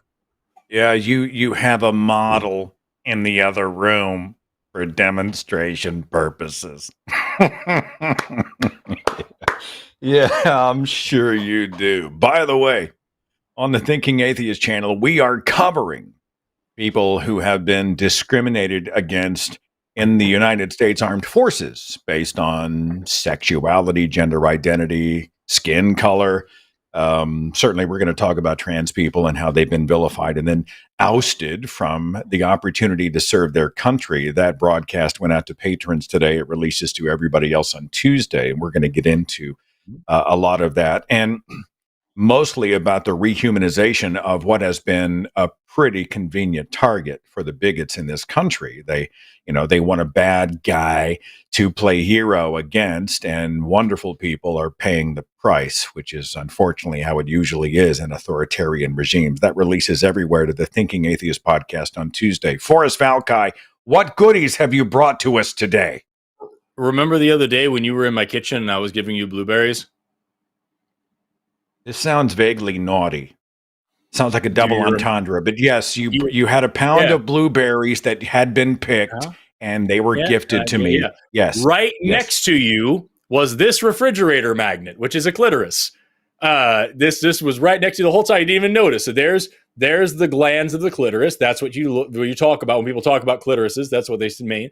And then here's the vaginal opening would happen right in between these bulbs, and here's the crura that go off down the side. So picture a vulva in your head, and you can see that would just be right around this area. And then here's the crura that go out, and here's the bulbs that go down, and there's the glands that protrudes out a little bit. And that's you just on your fridge. You just have a clitoris, a clit magnet. You just have it on your fridge. Yep. Okay. I like you that. You were right there. You didn't even think about it. You didn't even notice. I've lived such a sheltered life. I can get you one if you want as a gift. That'll be your Christmas present. I'll get you a clitoris magnet. Maybe it is a product of my fundy upbringing, but even now at the age of 57, I blush at the drop of a hat. I just blush all the time. And while I do enjoy these conversations, I do pause when I hear, things like genital giblets and erectile tissue. I'm fascinated, and I do wish to take that journey with you. And then, of course, you say you have models and teaching aids. my Evo Devo professor had these as earrings as well. They were tiny ones, and she wore them as earrings. They were great. I like it. This would have related to the guy who was calling about God and sperm. He could have totally just segued from one to the other. By the way, I did have, and this is just for those of you in the live chat. Let me just read another couple of lines from one of the greatest poems ever written. Probably surpassing the works of Shakespeare. This is just for you. There are Jews in the world, there are Buddhists, there are Hindus and Mormons, and then there are those that follow Muhammad, but I've never been one of them. I'm a Roman Catholic and have been since before I was born, and the one thing they say about Catholics is they'll take you as soon as you're warm. You don't have to be a 6-footer. You don't have to have a great brain. You don't have to have any clothes on. You're a Catholic the moment Dad came, because every sperm is sacred. Every sperm is great. If a sperm is wasted, God gets quite irate. It's truly award-winning poetry on the broadcast. See, you get education and culture, Forrest, when you join Seth and Forrest. You're doing the whole the dramatic reading with the great microphone and everything. I was going to jump in when you were doing that. One of my favorites here. Now, from the top, make it drop. That's some wet ass pussy. Get a bucket and a mop. That's some wet ass pussy. Macaroni in the pot. That's some wet ass pussy. Talking wop wop wop. That's some wet ass pussy. That's that's some church music we can get behind. That is culture. Yeah, thank you for that. Oh, looky. It's the schedule of broadcasts that I'm supposed to talk about quickly tonight. Tonight, on the line after dark, Matt Dillahunty and I believe Paul Enns is going to be his co-host. And then Aaron Raw back on Monday night for Skeptalk. Chewed Gum is going to be the Tuesday night broadcast. The Hang Up, Matt Dillahunty will be hosting. Let's see. Is it Josie Caballero? I always say it wrong. I believe it's Josie and Ben for the Transatlantic Call-In Show on Thursday. So a busy week on the line. Make sure you subscribe to the channel and just keep up because there's content coming pretty much every single day. How you doing for time, Forrest? Would you like to take one or two more and call it a day? I think we're supposed to be here until 5, so I think we have enough. Oh, I'm okay. I work for the channel. Impish, Canada. Hello? Hi. Hey. Hi. Hello. What can we do for you nervous today? Don't be nervous. Seth know. is very nice and I'm an idiot. Okay. I can see you, so I'm waving. I know you can't see me, but I can see you, so I'm waving. So anyway, I'm struggling today because today is Father's Day. I am an atheist.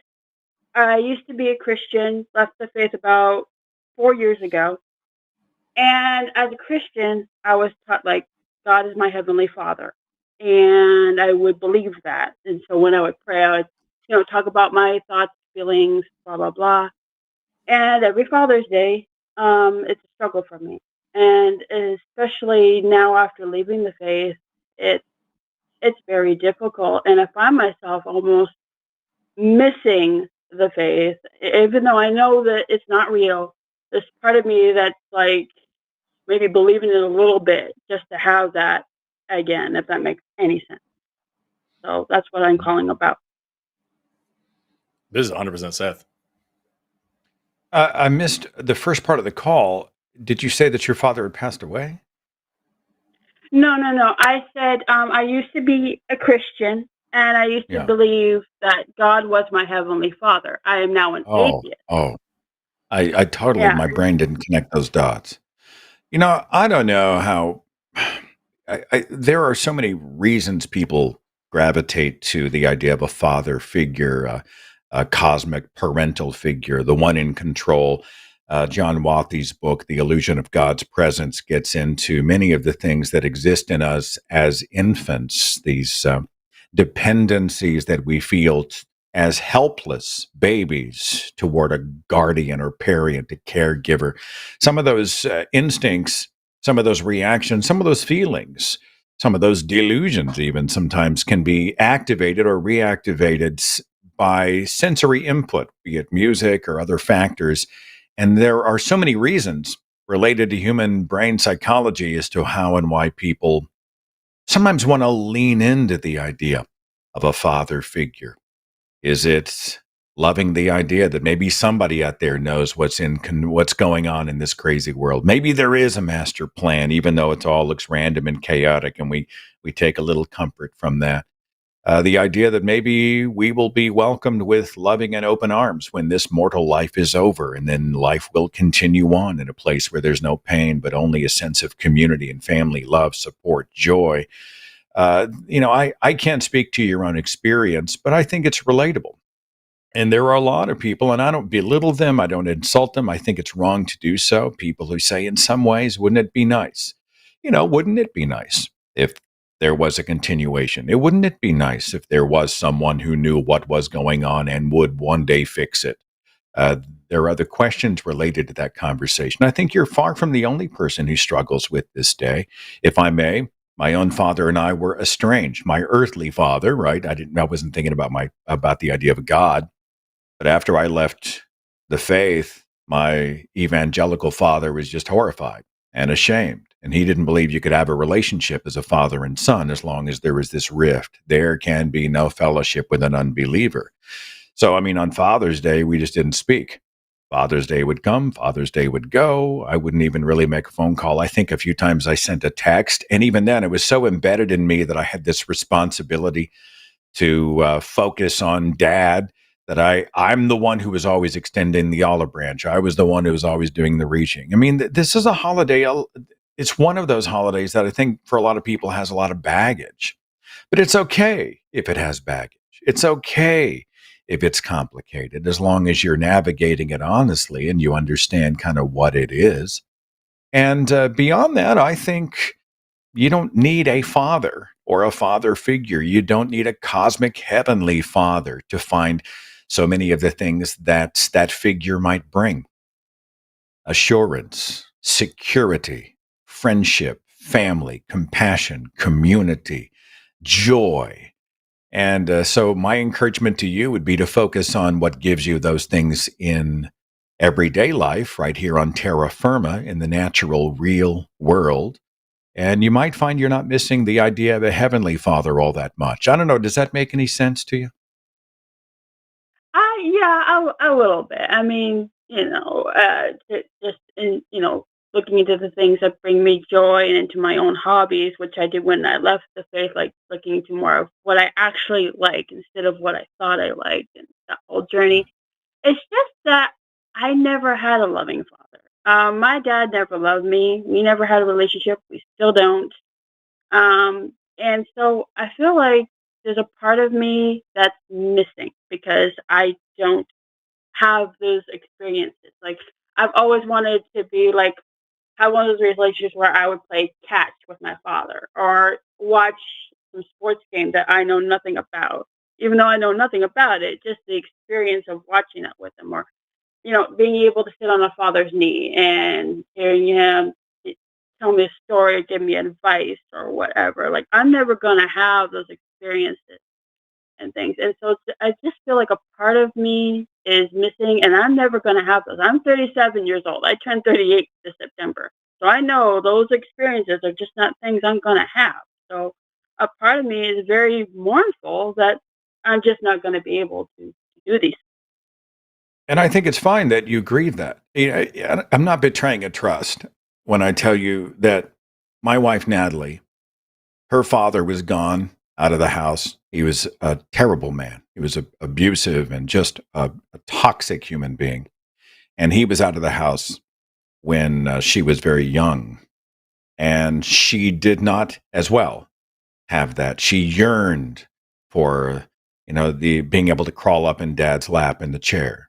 She yearned for that sort of fatherly embrace and all of those things that would have, and she wanted it and she just never got it. And her whole life she felt cheated. Even near the end of his life, when he sort of came back and was trying to, in his very, very limited way, mend fences, she knew that she would never have what others had had when it came to a biological or family father figure, not even biological, but just someone who stepped in. And she had to come to terms with that. One of the things, though, that she has been able to do is create that sense of connection, love, family support with others, with her own kid. And, I'm in her life. And so I'm able to help provide some of that. And so the tradition she missed, crawling up in the chair and just being, having someone to advise or just listen, all of those things that she had missed with her own father. As a parent herself and as a friend, she has been able to then create with even greater urgency for the people that she loves. And you never know. You might be able to build on this sort of vacuum in your life, might actually help you to prevent this from happening to someone else. It's almost like coming out of Christianity. I wasted a lot of years in the faith. I had a lot of bad ideas. But that experience has actually made me better at helping others today. And it might be the same for you. I don't know. I'm grasping a little bit. Does any of that resonate? Yeah. Yeah, and I'm glad you shared about like Natalie and that sort of past, because it helps me to remember like I'm not the only one who has these I think it's sort of very struggles. common. Forrest, did you want to jump in at all? I don't want to monopolize things here. No, I've monopolized like a couple of calls on this one, and I think you have a lot more interesting things to say on this particular topic than I do. My dad is dead, or at least I sincerely hope that he is, because they disposed of his body quite some time ago. And so, like, but I did have a good, I had a dad, kind of, and I don't really talk about my family stuff on air, but like my dad is very dead. It's just as dead as they come. And the family members that I have that are surviving, I don't have any contact with.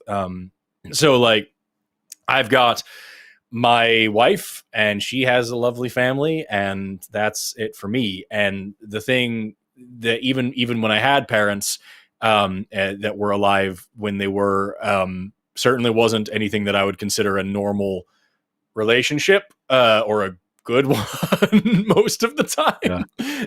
And so just I think it's really important to like take into account, number one, like there are people all over the world that don't get this parenting experience, either because their parents die or because they have some major difference that's irreconcilable. There are plenty of trans people and gay people out there that'll tell you all about how they have living parents that they wish they don't have a relationship with. They don't have the luxury of having that parental experience either. But it's important not to fall into what we call the fallacy of relative privation, which is saying these people have something worse, therefore I shouldn't complain about what's going on with me.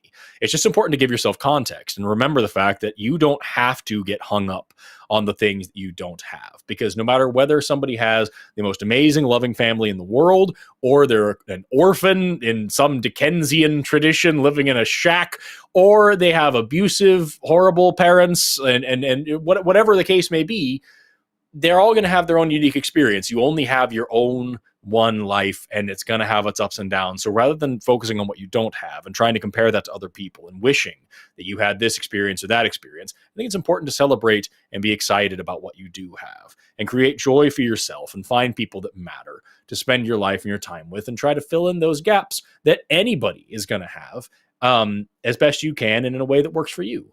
And the more you sit here and wish and mope and sad and all these things and say, oh, well, fuck, I wish I had a dad to do these things to, the more you're missing out on the amazing adult life you have. And that doesn't make the pain any less, but it means you don't have to sit in it all the time.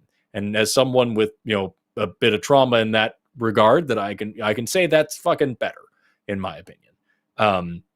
Does that make any sense? That's kind of where I'm at with it. And maybe I probably don't have the best advice in this case because my brain isn't normal and my childhood was bad. But like, I wonder if that helps in any way.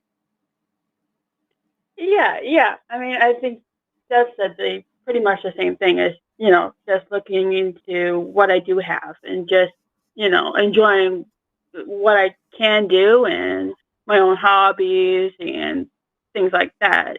So yeah, it does make sense.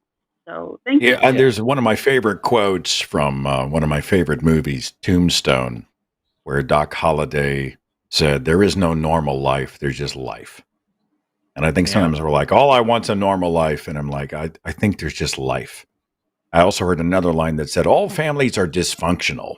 And I think to some level that may be true, some more or less than others.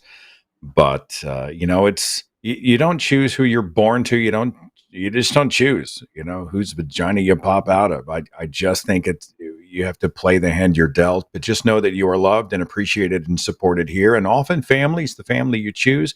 And for the wrongs done, you have an opportunity to build on that experience to prevent it from happening perhaps to someone down the way. And that's good medicine. I think that feels really good. Okay. Mm-hmm. Yeah. I mean, I don't want to be a parent. I don't like children, but it would be the same idea. Maybe I could just be like a mentor or something like that. Just a friend, just a shoulder to cry on, someone to lean into, a listening ear, the kind of familial connection that doesn't have to be a parent and a child. Hell, I don't have kids of my own. I know exactly what you're talking about. If I had kids, they'd have hooves. I did the world a favor I'm just saying, Impish, but that's a whole other conversation. Just know that that you are and can very every day be the kind of human connection that you missed growing up. And you can use that experience to inform and add real equity and credibility to how you treat other people. And in that way, they'll be able to look back on their lives and say, wow, I had someone when she did not. So all my best. I appreciate you so much for the call, though. Yeah, and thank you both for your advice and your words. It's been very helpful. Thank you. Oh, forgive me. I just realized that I had mispronounced you. I saw they, them. I just did it by reflex. My apologies to you, but you're much appreciated. Thanks for calling. Yeah, thank you.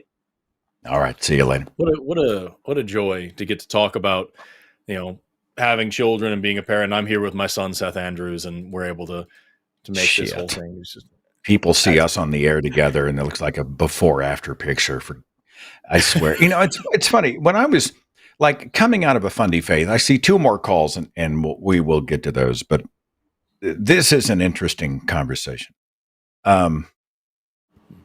So I came out of a culture where you were expected to get married and have kids, right? One of the first things they ask you is, well, when are you going to get married? When are you going to have kids? Especially if you're already married. When are you guys going to bring a little one into the world? Yeah. So all of my relatives, my siblings or whatnot, they're popping kids out like Pez. Like they're just everywhere. I got nephews and nieces everywhere. And in the same fashion too. It's horrible. It's really, really terrifying. It's a B movie is what it is. Mm-hmm. And I, at the time, in my first marriage, neither one of us had a parental or, maternal, paternal instinct. It wasn't where we were.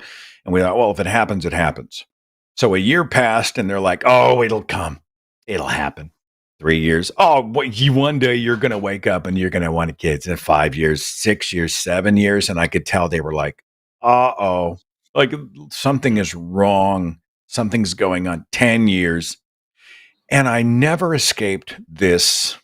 They never said it aloud, but I never escaped the feeling that they looked at me like, how selfish can you be? Do you hate children? Why would you not bring a child? All you think about is you. There was this weird expectation that in some ways I almost allowed. And like the response to that is, it's none of your goddamn business. That's the response. But instead, I sort of allowed that attitude. And it's amazing how many people I have met who we were told if they didn't become parents, they would be miserable and they were just selfish louts who would spend the rest of their lives. And there's no one to take care of you one day when you're in the nursing home. And what were you thinking? What a wasted life. I meet people all the time and they're like, it's the best decision we ever made. If we want to go somewhere, we go. We focused on our lives, our careers. We love each other. We're sharing life. We're good. We don't need it. We don't feel like we've missed a thing. I'm there. I don't feel like you know what I'm saying? I've got a couple of great stepkids, but as far as bio children, I don't look back with regret. And I'm one of a great many people. I think Forrest, I don't want to throw you out there, but right? No, I am also happily child free. And for the same reason, Amber and I talked about it and I came to the conclusion with her. We kind of decided like, I've got this one life. I've got as much income as I have as much time as I have as much energy as I have as much life as I have. I want to share it with her. I love her and I love my work and I care about what I'm doing. We're both activists. It's the thing, the cause calls me at all times and I can't let it go. And I'm driven to do those things. I'm not going to sacrifice my passion, my dreams, my hopes and goals, my love for some asshole I've never even fucking met. And you expect me to like give this person my entire fucking life now? And like this, are you kidding me? No, I'm not doing that shit. And like, there are some people that are out there that want that. And that's great. I wouldn't be here if those people didn't exist. But for me, I'm good. Thank you. I've got enough things to worry about without would be an asshole. There would be an asshole. I don't know. And I'm not going to bank on that. There would be one involved at least. And I don't want to clean it. And so like, just, there's no point at which it's a good situation for me. I also genuinely, fundamentally hate babies. I really, really do. They're disgusting animals, and they need to get a fucking shower and a job and away from me as fast as possible. And so I don't want one of those crawling around my house, slithering around my fucking office, smearing its bits on my books. Are you kidding me? I'll lose it. And so I don't want that either. And I'm too goddamn busy and too goddamn happy to have kids. So I'm not doing that shit ever. And Amber and I are quite happy with our lives the way they are. And if somebody else wants to do whatever they want to do, they can do that thing, and that's great. But just no. Wow. What I think is funny is like that you talk about the way people ask you about it, and that happens to me all the time. Strangers ask me about it. I was at the dentist a while ago, and the receptionist is like, "Oh, you guys are." We're telling them the person as I'm checking in, everything. Like, yeah, we just got back from this trip. We were in the Galapagos last year. We just got back from Borneo, and now we're doing this thing in Germany. And the receptionist is like, "What? Well, when are you guys going to settle down and have kids? What's going to happen?" I'm like, "Never." And she's like, "Oh, you mean not right now?" I'm like, "No, never." And she's like, "You think like 5 years?" I'm like, "No, fucking never." And she's looking at me as if I just slapped her grandma in front of her, like as if I've offended her.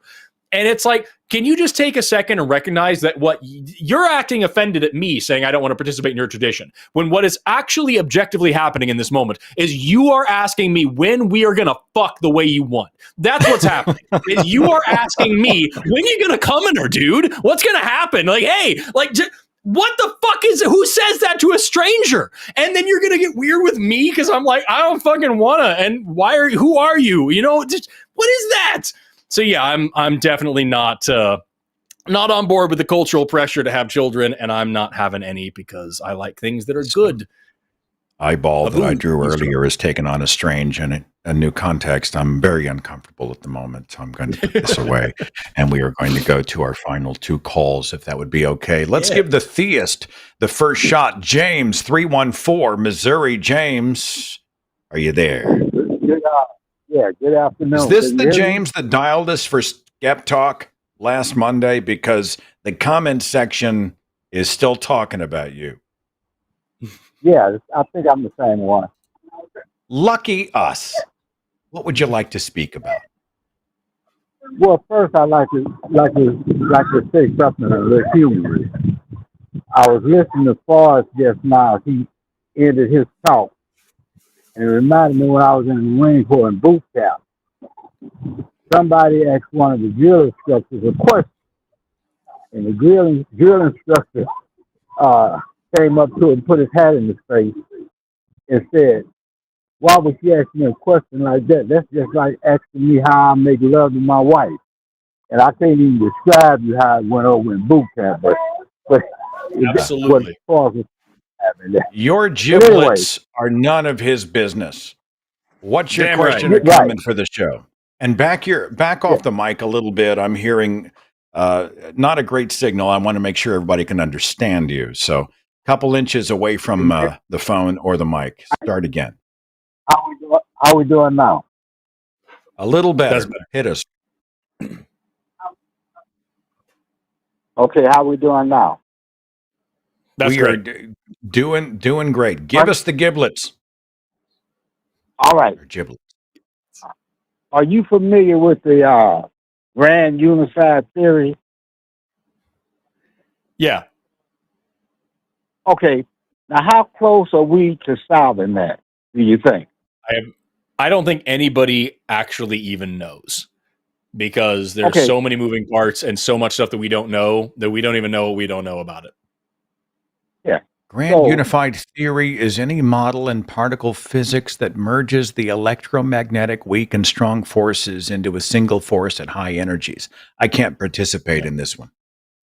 So what we're talking about there's four major forces that govern the universe: the strong nuclear force, the weak nuclear force, electromagnetism, and gravity. Those are the four forces, the fundamental standard model of particle physics. And the idea is, can you make a single equation, a single model that unites all of these things into one predictable thing, that now you have a single mathematical equation that tells you how the whole fucking universe works? And we're nowhere near that as far as I know. And we don't even know how far away we are from it, because we don't know all the pieces that are missing.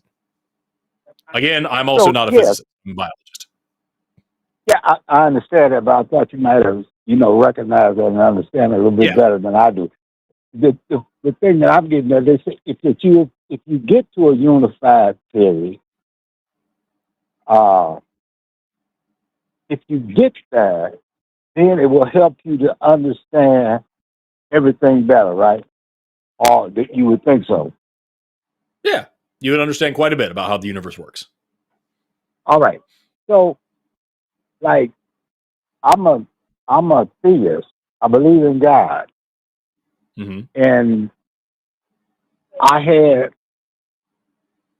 a spiritual experience that was based on the Christian scriptures. So I joined a Christian church, and I continued into that Christian church until it started going around and around and around. Every message was an evangelistic message. Every message was trying to get more converts into the church. So it never did feed my spiritual hunger. I'm already in the church, so I don't need nobody to tell me how to get in. I'm already in it. So I'm looking for stuff to help me grow spiritually. So I couldn't find it, or it wasn't going to be taught there the way I wanted to understand it. So I had to go out and research the things that I wanted to understand. And I found out there was a lot of information out there. So I began to look in the other religions like Buddhism, Hinduism, and a couple of more things. I found out that they all basically had a lot of things in common for us believing in the unified principle, but they couldn't give you the experience of God. That was something that's personal with every believer, just like you were saying about your wife. That relationship between you and her is personally, and you can't share that with anybody. Sure, and even but like, I think it's important to point out. I think it's important to point out that you had this experience, but like and you say your experience that you had seems to align with the Christian religion, but like every other person from every other religion that is incompatible with yours also has experiences that they point to that say are only functional in their religion. And so it sounds to me like you just there's the unifying thing here is that humans are capable of having profound experiences about things that they don't understand. And the difference is that when you're in a religion, no matter what religion that is, you're going to ascribe that experience to that religion, even if you don't have a good reason to. Okay. Well, see, it's like I'm saying, sometimes it's hard for me to articulate what I'm really trying to say. But like I say, I wasn't getting spiritually fed, or my understanding wasn't being elevated in the churches that I was in. So I began to go outside of the Christian church and look at James. I'm gonna hone you a little bit. You went out and sampled at the buffet, and you saw that there were a lot of similarities, but none produced an experiential response like the one you got with Christianity and the Christian God. Is that right? Right. Okay. So your evidence for God, if I'm reading the description of your call, your evidence for God is what? Well, my evidence for God is that God works outside of religion. Oh, we had this conversation already. Yeah, we have to have a focal point. So the understanding here's one that might help me out. There's a statement in the Buddhist religion that says, don't follow the Buddha, be the Buddha. So that means the Buddha had a certain experience, and that experience is available to anybody who seeks it. But if you try to follow the Buddha, I always took that as meaning kind of the same thing Gandhi said of be the change you want to be in the world. Be enlightened and be good. Correct. Doesn't mean you have to have the same experience. Well, I'm just saying I was using that in context that the Buddhist religion say, don't just follow the Buddha, be the Buddha. That's what their religion tells you to be. Now, there's a lot of people who follow Buddhism, but they're not going to sacrifice what it is to sacrifice to get the experience that the Buddha had. Because you understand, the Buddha went out, gave up everything he owned, sit up under the Bodhi tree, and we know what Buddhism is. We get that. What is your evidence for God? I'm trying to dial you in. Okay, so here's what I'm saying. So the Christian scriptures say where Jesus the Messiah told his disciples that if they didn't understand earthly things, then they would never be able to understand spiritual things. Because if you can't understand what you see, there's no way you're going to be able to comprehend what you don't see. So he was telling them that you're going to have to come up a little higher, because what the word alone won't do it. You're going to have the experience of the word. So I look at all religions promise you something. Like the Buddhists say that you can be the. Go ahead, James. Go ahead. I don't want to talk about other religions. I know what the other religions claim. Forrest knows what the other religions claim. I would like to know how you're connecting this dot. And I think this is a riff on the conversation we had on Monday, where you're saying if we expand our knowledge base here on Earth, we are then better tooled up to understand the supernatural or extra natural things that are of God. Correct. Aha. Correct. Yes, exactly. You're welcome. I was able to do that for you. I'm doing the same thing now. I'm in the process of evolving. Now I understand that the Christian Bible is basically myth. You have some historical stuff in there, but basically the stories are just mythical stories to get your mind in a basic understanding of what you can do at your mental level to apprehend God at a low level. Hang on, James. Hang on. And the only reason I'm jumping in is because I want to make sure that we are addressing these foundational things if we are going to proceed. You don't know why or what the agenda was for the writing of the Bible. You don't understand. You don't know if it was borrowed from previous mythologies as part of genre gods. You don't know if it was political, where they were trying to control people. You don't know if it was just straight up mythology.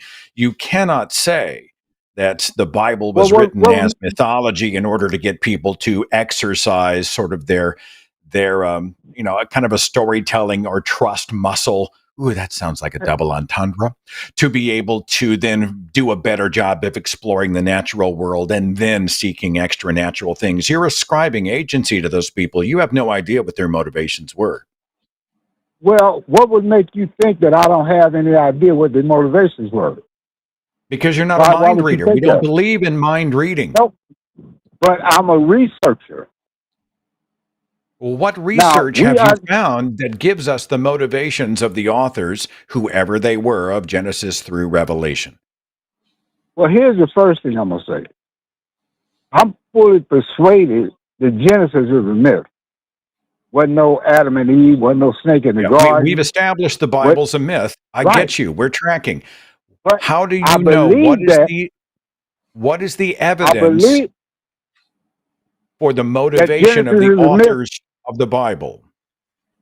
Well, the motivation for my belief that Genesis is a myth is science. The science tells me that it wasn't no Garden of Eden. And my question is, the evidence. If they wrote it as myth to create an exercise, what will essentially be a faith and an educational exercise for humankind, how do you know that? What is your evidence for their reasons for writing the myth? Because the evidence goes back to people having spiritual experiences long before the Bible was written. From other coming up as in our evolution and our involvement as human beings, we begin to have I don't think I can do another transitional 12, 15 minutes of this for us. Just don't know that I have it in me. My giblets are simply not equipped for another. Do you have something? I'm just going to sit back and recover. Giblets. I do need fortified giblets. The problem that we're having here, James, is that like you're sharing with us that like you have this idea about where the Bible came from, where why it was written, and what God really is, and how spiritual experiences work, and none of it hold up. actually. I don't wait a minute. Hold up. I don't know what God really is, but I've had a transcendental experience that I call God given. Sure, and I believe the problem is we have naturalistic explanations for all of those things that don't require any kind of gods or anything like that. And so even if we agree that there's something that we don't understand, like a transcendental experience or whatever like that, that also doesn't necessarily mean that there's a god or anything like a god. That could be some other thing. And even if you were to say for sure that we know that Genesis is wrong, that doesn't point towards any other particular god, or it doesn't also say that the God couldn't have been around the whole time and then eventually wrote Genesis because he was tired of being misunderstood. So, like, at the end of the day, you haven't given us any actual clear evidence for what you're saying. We're just kind of talking about what you're thinking. Here's my place. I was thinking about it as I was sitting out here waiting to answer this phone call. I remember when I was in elementary school, I think we had a science class where they brought in microscopes and the little slides and let us look up under the microscopes to see things. I never saw anything. It didn't work for me for some reason or another. I don't know why. Maybe I wasn't that interested in it, but I didn't see anything that got my attention that provoked me to go farther in it. So I missed that. So now I'm thinking about you as let me see. You are a biologist, right? I am. Okay. Now, biology that you are practicing is way different from that Aristotle's practiced. For sure. Because what you're practicing today would put Aristotle just out of the game. And like I think it was called Copernicus, who first publicly said that the world was round and got put to the stake for it. Then Galileo came along later on, and then Columbus in 1492 sailed the ocean blue to confirm it. But for all those years, people were in darkness about natural things. And like we're still in darkness, it's concerning the unified theory. So, but here's the thing, James. This is exactly what we came to last time. Maybe there is a God. Maybe there is something else out there. Maybe. But we shouldn't believe any of it until we have direct evidence for it. And that's the thing that Seth and I keep trying to get across is that what you're pointing to here, saying like, well, here's these things that we didn't understand before, and maybe there's something we don't understand now. Maybe there is. In fact, there probably is. But we can't say there's this gap of understanding here, so I think there must be this other thing that fills it in and then kind of run with that. We can't do that. We have to wait until we actually have positive, definite evidence of this God that rules out other ideas, other possible explanations. And then we can go forward with that. Because so far, everything you've given us, so like in this call and in the last call as well, is gaps in our understanding of the natural world and your personal experiences and your personal ideas that don't rule out other conflicting religious ideas. Does that make sense? It's it, but you kind of presupposes what I'm thinking. But it's a scripture in the book of Acts that says God, in the book of Acts, 17th chapter, says God, who have created all nations out of one blood. One blood. All men came out of one general. Yeah.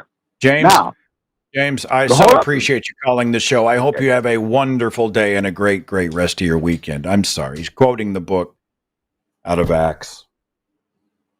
You know, he's quoting the book where donkeys speak Hebrew and people levitate and live to be 900 and live inside the stomachs of submerged prison fish and fly to heaven in a fiery chariot and floating zoos across the planet for a year.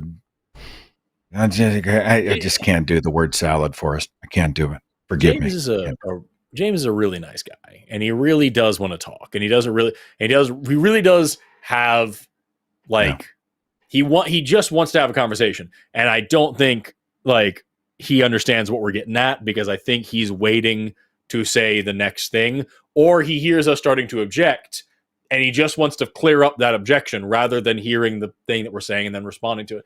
I don't hear that. I hear a random series of thoughts that I don't think he's a nice guy. I hear a random series of claims or positions that have absolutely nothing to do with the thing that he said before or with the comment or question that we have presented. So I'm just like, I'm sorry, what? How do we make that chasm size leap? How do we make that chasm size leap? And I was terrified we'd be on the phone with him till midnight.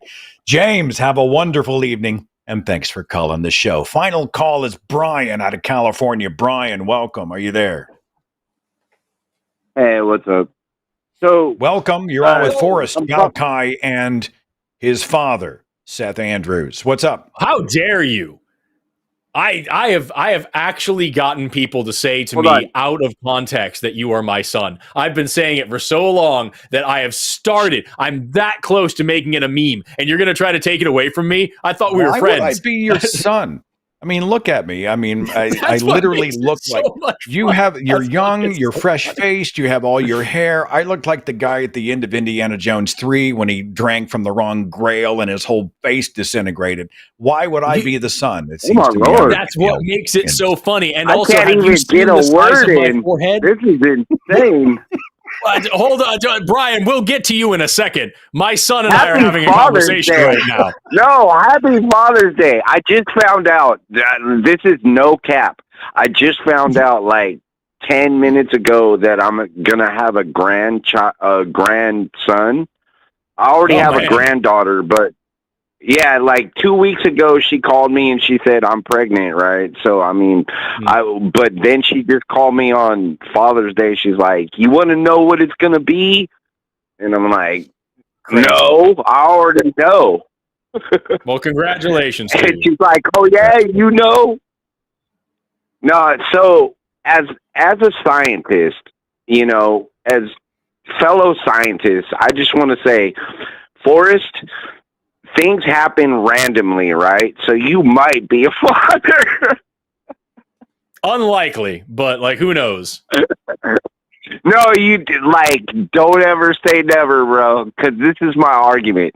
I'm going to use a bunch of analogies and metaphors, right? Don't ask me. No, I would actually prefer you speak more I'm literally. Not smart enough. What's your point? Right. Brian, what comment or question would you like to make? I'm a momentum guy. Let's go. What's on your mind? Okay, so basically, Blockbuster. Seth will get this. You might not get this. When you go into a Blockbuster, it says "Be kind, rewind," right? So that's all you have to do. If, as scientists, all we have to do is just remember that the universe is expanding. So if it's expanding, just rewind that all the way to not the Big Bang, but basically, God is a child blowing a bubble, watching it pop. So the issue is that rewinding the universe and seeing what came back, that's how we came up with like Hubble's law. That's how we know about what the Big Bang is in the first place. And we didn't find any reason for a God to be there. We didn't find any evidence of a God there. We didn't find any reason to assume that there was such a thing as a God there. That's literally, it was back in the early 1900s. We discovered the recession rate of galaxies, and then Hubble came up with Hubble's law, showing that the farther those galaxies are away from each other, the faster they're expanding. And using Hubble's constant and some basic algebra, we were able to come up with the date of the time frame of the universe. Right. And the closest thing that I can explain it to be is just free will. We've come up with a word for it. It's called free will. It's a child blowing a bubble, watching it pop. Not How trying is to the pop expansion it, of the universe just watching it pop. God gave us free will. That means he just blew a bubble and let it go. He let it go. God exists. How do we know? How do we know this God gave us free will, or that this God exists at all? Because if you reverse the universe, you become nothing. Nothing. God is basically nothing. It's. Oh my Lord! It's so simple. I just want to simplify it. God does not care about you. I like that. No, simplify it. Talk to us as if you were talking to a child. Monosyllables. Use your hands. Spell it out for us. Well, I mean, you can try to make me sound stupid, dude. It's fine. I'm just trying to simplify it. It's not even about big words. You're the one who said it was so simple. God I'm asking you to give it to us in simple terms. God exists. It's a boy in a bubble. That's a claim. It's a boy in a bubble just watching the bubble. You said God exists and then did these things. So before we address the things that God did, first, I don't think God exists. So how do we know whether or not God exists? He doesn't even have control of us. He just sends us out. And we're a bubble. He sends out a million bubbles, and they just all. God doesn't have control of us. I don't have a reason, Brian. I have no reason to argue with you whether or not God has control of us, or whether God blows bubbles, or whether God does any of these things, if I don't know if God exists. See? So I can sit here and tell you, listen, gnomes, they make cotton candy, and the cotton candy that the gnomes make, they weave together the universe with all these. Before you start arguing with me about whether or not cotton candy can hold a galaxy together, we need to establish if the gnomes are real, right? So it's the same thing with this God. Before we talk about free will and bubbles and whatever the fuck else, is God real, and how do you know? This is why I called in. I didn't call in to convince you. Excellent. Called in so you can convince me why not, bruh. Because you have no good reason to believe that that is the case. I'm not saying God doesn't exist. I'm saying there's no reason to believe that he does.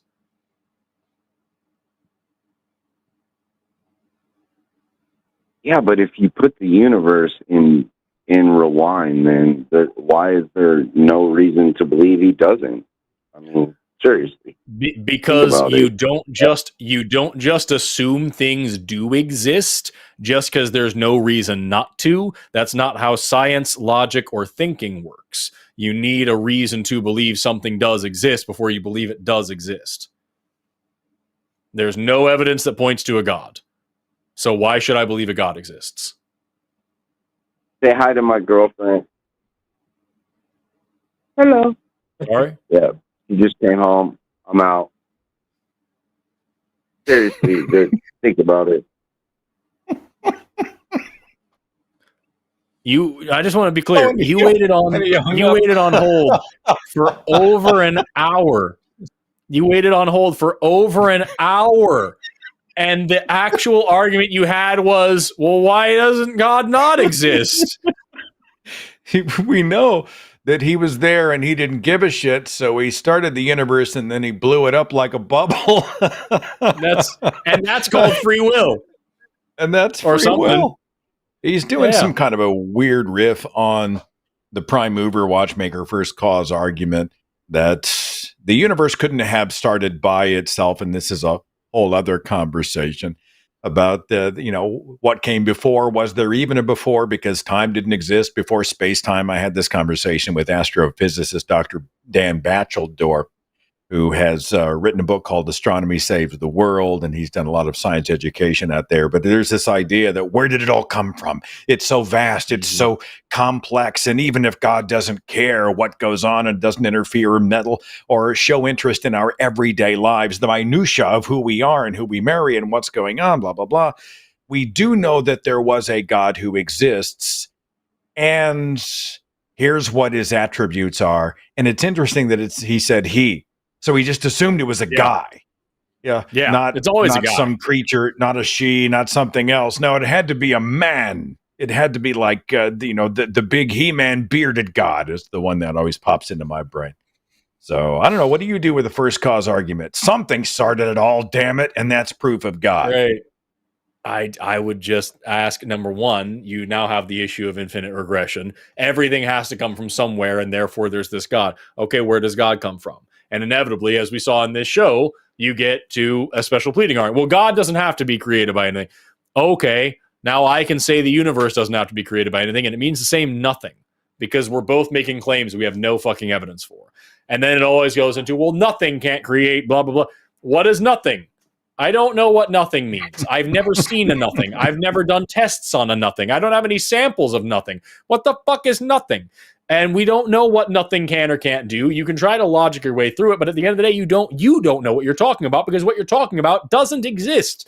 And then you get to this idea of, well, at the end of the day, you have to have something that started this, and so I'm going to fill in the blanks. Okay, even if I agreed with you that the universe had some kind of cause, why is it a who and not a what? Why do you know the fucker's name? And why does the guy care about where I put my penis? What's going on with this thing that made the universe billions and billions of galaxies with billions and billions of stars and billions of planets between them, all sit on this one single planet and this one single star system out of millions and millions of species, out of so many different primates? There could be one species of mostly hairless great ape that has anxiety and bad credit, and that motherfucker right there is the reason for all of this, and he better not masturbate. What the fuck is that? Well, what's going on? I think the first cause deity, though, the watchmaker deity, doesn't involve itself, right? I mean, that it doesn't care what you do with your erectile tissue, with your giblets. But I don't know that. I don't know. There's so many. They automatically ascribe personality, agency, usually a proper name, to whatever happened, at the moment of the singularity. And it just blows my mind. And the chat seems convinced Brian was actually totally full of shit, and his girlfriend was Brian raising his voice an octave to sound supposedly like someone else. I don't know whether or not he was an attention seeker. Yeah. Very, Any final thoughts before you and I retire to our respective layers? We've been on this show for 3 hours, my friend, and I don't think we've experienced any preliminary thoughts. The thinking has not really flowed in this one. We had one deep conversation about what it's like to not have a dad, and the rest of the show was like, hey, is God real? Yeah. Why? Fuck, I don't know. Great, next call. Next caller, Sperm. Thanks for calling the show. Much appreciated. Yes. All right. I should have brought it. I was given this as a gift in Borneo. I got a little plushy sperm. Look at that. It's got a bow. Guys, I like that. Adorable. He's good. Does he have a name? No, but I've got a uterus up here, and I want to keep the sperm away from it. You know what I mean? I don't think they need to come in contact. Just don't have these conversations with most other people, but you get Forrest Valkai on the line, and this shit just happens. The good news is that the callers provided a platform for all of us to get some really good science education. It's always fun to watch you work, and it's always a pleasure to co-host the show with you, my friend, and thanks for putting up with my trigger finger on the switchboard. But I think we need to have you in charge of the switchboard more often. I think this is a perfect pair. Me being a Jack Russell Terrier of science, and you being a thoughtful and functional person with awareness of the passage of time and like a normal human level of patience. Just someone has to manage the erectile tissues on the switchboard, and I am that man. Thank you so much to everybody. Thanks to Amargan for producing the show today. Thanks to all of our callers and chatters. Don't forget, Matt's on at 7 Central tonight, the line after dark. And be safe and well. We'll see you next time.